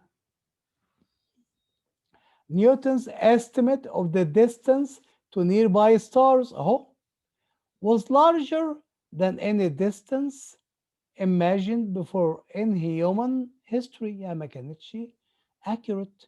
Even today حتى النهارده nothing in our experience allows us to relate to it. The fastest most of us have traveled is about 500 miles per hour. The cruising speed of a jet, if set out هجيلك في vocabulary. Set out for the nearest stars. Set out معناها to start to the nearest stars behind our solar system كذا كذا. If we traveled in the fastest rocket في أسرع صاروخ ship ever manufactured on Earth, the trip would last 100,000 years, at least 1,000 human lifespan. قد عمر الإنسان 1000 مرة. يبقى نيوتن calculations ما كانتش accurate. إيه اللي هيقول كده يا ولاد؟ نيوتن's calculation ما قالش إنها important يا كريم. ما قالش important خالص يا كريم خالص. وما قالش speculative تخيلية. ما قالش كده خالص. وما قالش less complete. إنما less knowledge يعني not accurate ما فيهاش knowledge. فعلا G is a correct choice. 39 it can reasonably be inferred. ده برضو inference. سؤال inference أهو. From the passage that the author includes the description of Newton's handwriting in the written tools في line 74 primarily to. يعني ده inference و function. Why did he include the handwritten information about Newton في line 70 74؟ اقرأ حواليهم. يلا يا شباب اكتبوا الانسر. روان عاملة ايه؟ ها؟ يلا يا ولاد اكتبوا الانسر. ها؟ فين يا شباب؟ فين الشباب؟ الشباب فين والبنات؟ يوسف عامل ايه؟ لا يوسف عامل بي وعمرو غانم عامل سي. انتوا غلطانين كتير قوي. وروجان عامله سي. تعال نقرا مع بعض من 70 ل 74 يا ولاد. نقرا مع بعض من 70 ل 74. احنا هنقرا من قبليها من هنا نيوتن. من هنا فين من هنا. If one assumes that the stars are similar objects to our sun, equal in intrinsic luminosity, Newton asked, سأل وقال إيه? How far away would our sun have to be in order to appear as faint as nearby stars? سأل سؤال. Writing his computation بيكتب الحسابات بتاعته in spidery script. كتبها في ورقة شكل السبايدر. with a quill يعني حبر. dipped أو ريشة مغموسة في حبر in the ink of oak gold. في اللحاء بتاع الخشب الأوك خشب الزان. نيوتن correctly concluded. correctly يعني نيوتن كان correct. نيوتن عمل حاجة correct. بس التولز دي لما قال لي script وسكويل يعني ريشة dipped in an ink محطوطة في ink ده حاجات قديمة. كل ده old things. يبقى هنا في contrast between being accurate و using old things. في contrast يا عمرو، في contrast يا روجان between being accurate إنك أنت راجل دقيق، إنك being correct، وإنك أنت using old stuff. Correctly concluded that the nearest stars are about 100,000 times the distance from Earth to the Sun. About 10 trillion miles away, Newton's calculation is contained in a short section of his Principia titled Symphony on the Distance of the Stars. Correctly. يبقى كان عامل correct calculation بس كان using old things. Old things. يبقى الانسر حد يحب يغير؟ تعال نشوف ليه سي غلط. تعال نشوف ليه سي غلط. Describe the artistic flourishes of the section of Principia. هو ما عملش describe، وقال لك الانفورميشن دي مكتوبه في Principia. فاهم يا عمرو؟ هو ما وصفش Principia، قال لك الانفورميشن دي are written in Principia. You've got it يا عمرو. عمرو وروجان تمام. عملوا سي، هو ما عملش description لبرنسيبيا، ولكن قال لك الانفورميشن دي مكتوبه في برنسيبيا. يبقى verb describe ده عامل mistake in which Newton's calculation appeared. طب تعال نشوف دي illustrate the number of mistakes. ما فيش mistakes، ما قالش ان في mistakes.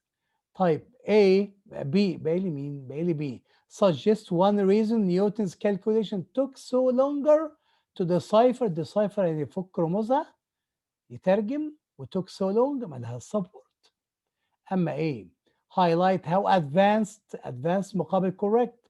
ما انت بتحل inference، انت بتحل inference. advanced يعني ايه؟ يعني correct. قال لك correct. تمام. Newton's calculation was by contrasting it with Newton's old-fashioned حاجات قديمة writing method.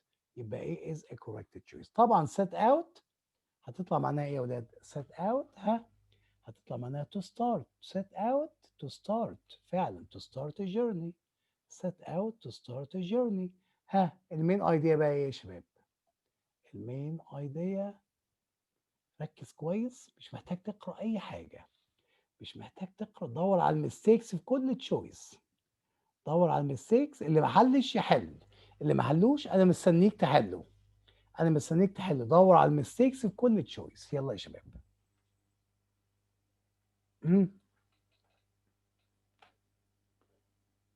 يا روان المين ايديا يا شباب انا بحل في 31. 31 يا ولاد ما فيهوش اتش. انت بتحل في 40. 40 خلاص. طب 40 خلاص سهله.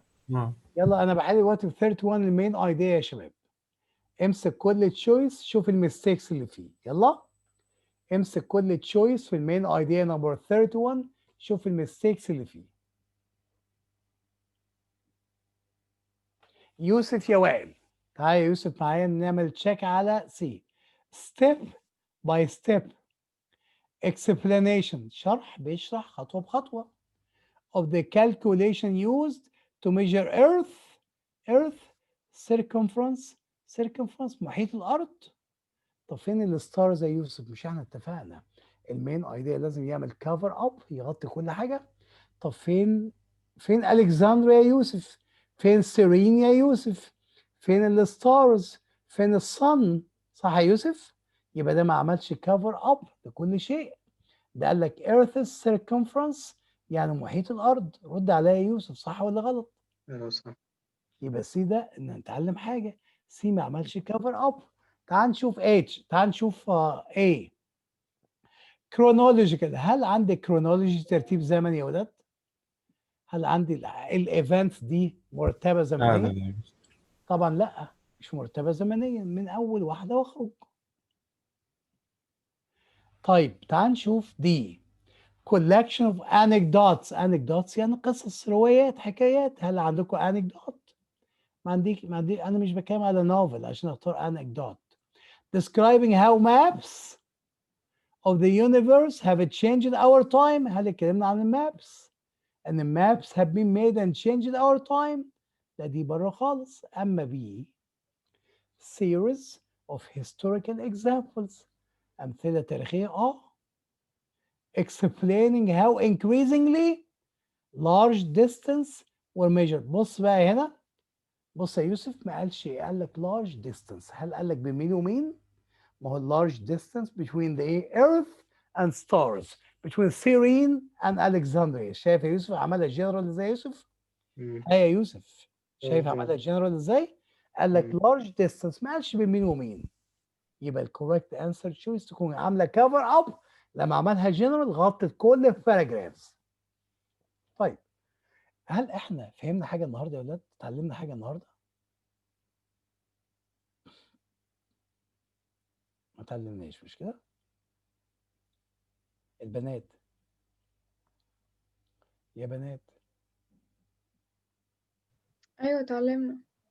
طيب الشباب فين؟ معاك يا مستر. طيب بص يا شباب، النهارده بالليل هبعت لكم السيشن دي مسجله، عشان السيشن دي مهمه جدا جدا جدا. ازاي نتعامل مع السكيلز وكل سؤال، وازاي نتعامل مع الباسج بدون ما نقراها. الابروتش بتاع كل سكيل، والابروتش بتاع الريدنج، والابروتش بتاع الايه الكوريكت انسر تشويس ورونج انسر تشويس. النهارده هنبدا الهوم ورك بتاعنا. هناخد هوم ورك بالموقع بتاعي اونلاين. الهوم ورك عباره عن لينك، الولاد القديم عارفاه، عباره عن لينك. بتفتح اللينك هيفتح لك الهوم ورك. الهوم ورك بالتايم، هتاخد في الاسبوع تيست ريدنج كامل وتيست رايتنج كامل، تيست انجلش كامل. الهوم ورك الديو بتاعه اسبوع. البنات والشباب اللي ما كانوش معانا، مجرد انت الهوم ورك ممكن بالتايم باللحظه والثانيه، بس ممكن تعمل ستوب وريزيوم. ممكن تعمل بوز توقفه، توقف الهوم ورك، تريح ربع ساعه نص ساعه وتكمل تاني. بمجرد ما تخلص وتدوس سبميت هيجي لي انا ريبورت كامل باللي انت عملته، ويجي لك انت ريبورت كامل باللي انت عملته. soon once you click submit، مجرد ما تدوس submit هيجي لك ريبورت بكل حاجه عملتها، ويجي لي انا ريبورت بكل حاجه انت عملتها. هيجي لك كل تشويس عملته غلط، ويجي لك الانسر بتاعه الصح، وازاي اكسبلانيشن واناليسيز ليه. كل حاجه هتلاقيها في الهوم ورك، كل حاجه هتجيلي عشان اتابعك واعرف بتعمل ايه. متفقين يا ولاد؟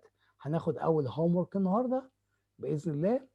بعد بالليل هبعت الهوم ورك هو والريكوردنج بتاعت السيشن دي. اتفقنا؟ تمام يا مستر. طيب اشوفكم على خير ان شاء الله في السيشن اللي جايه. شكرا لك اوكي، باي باي يا مستر. باي يا مستر. يا شباب.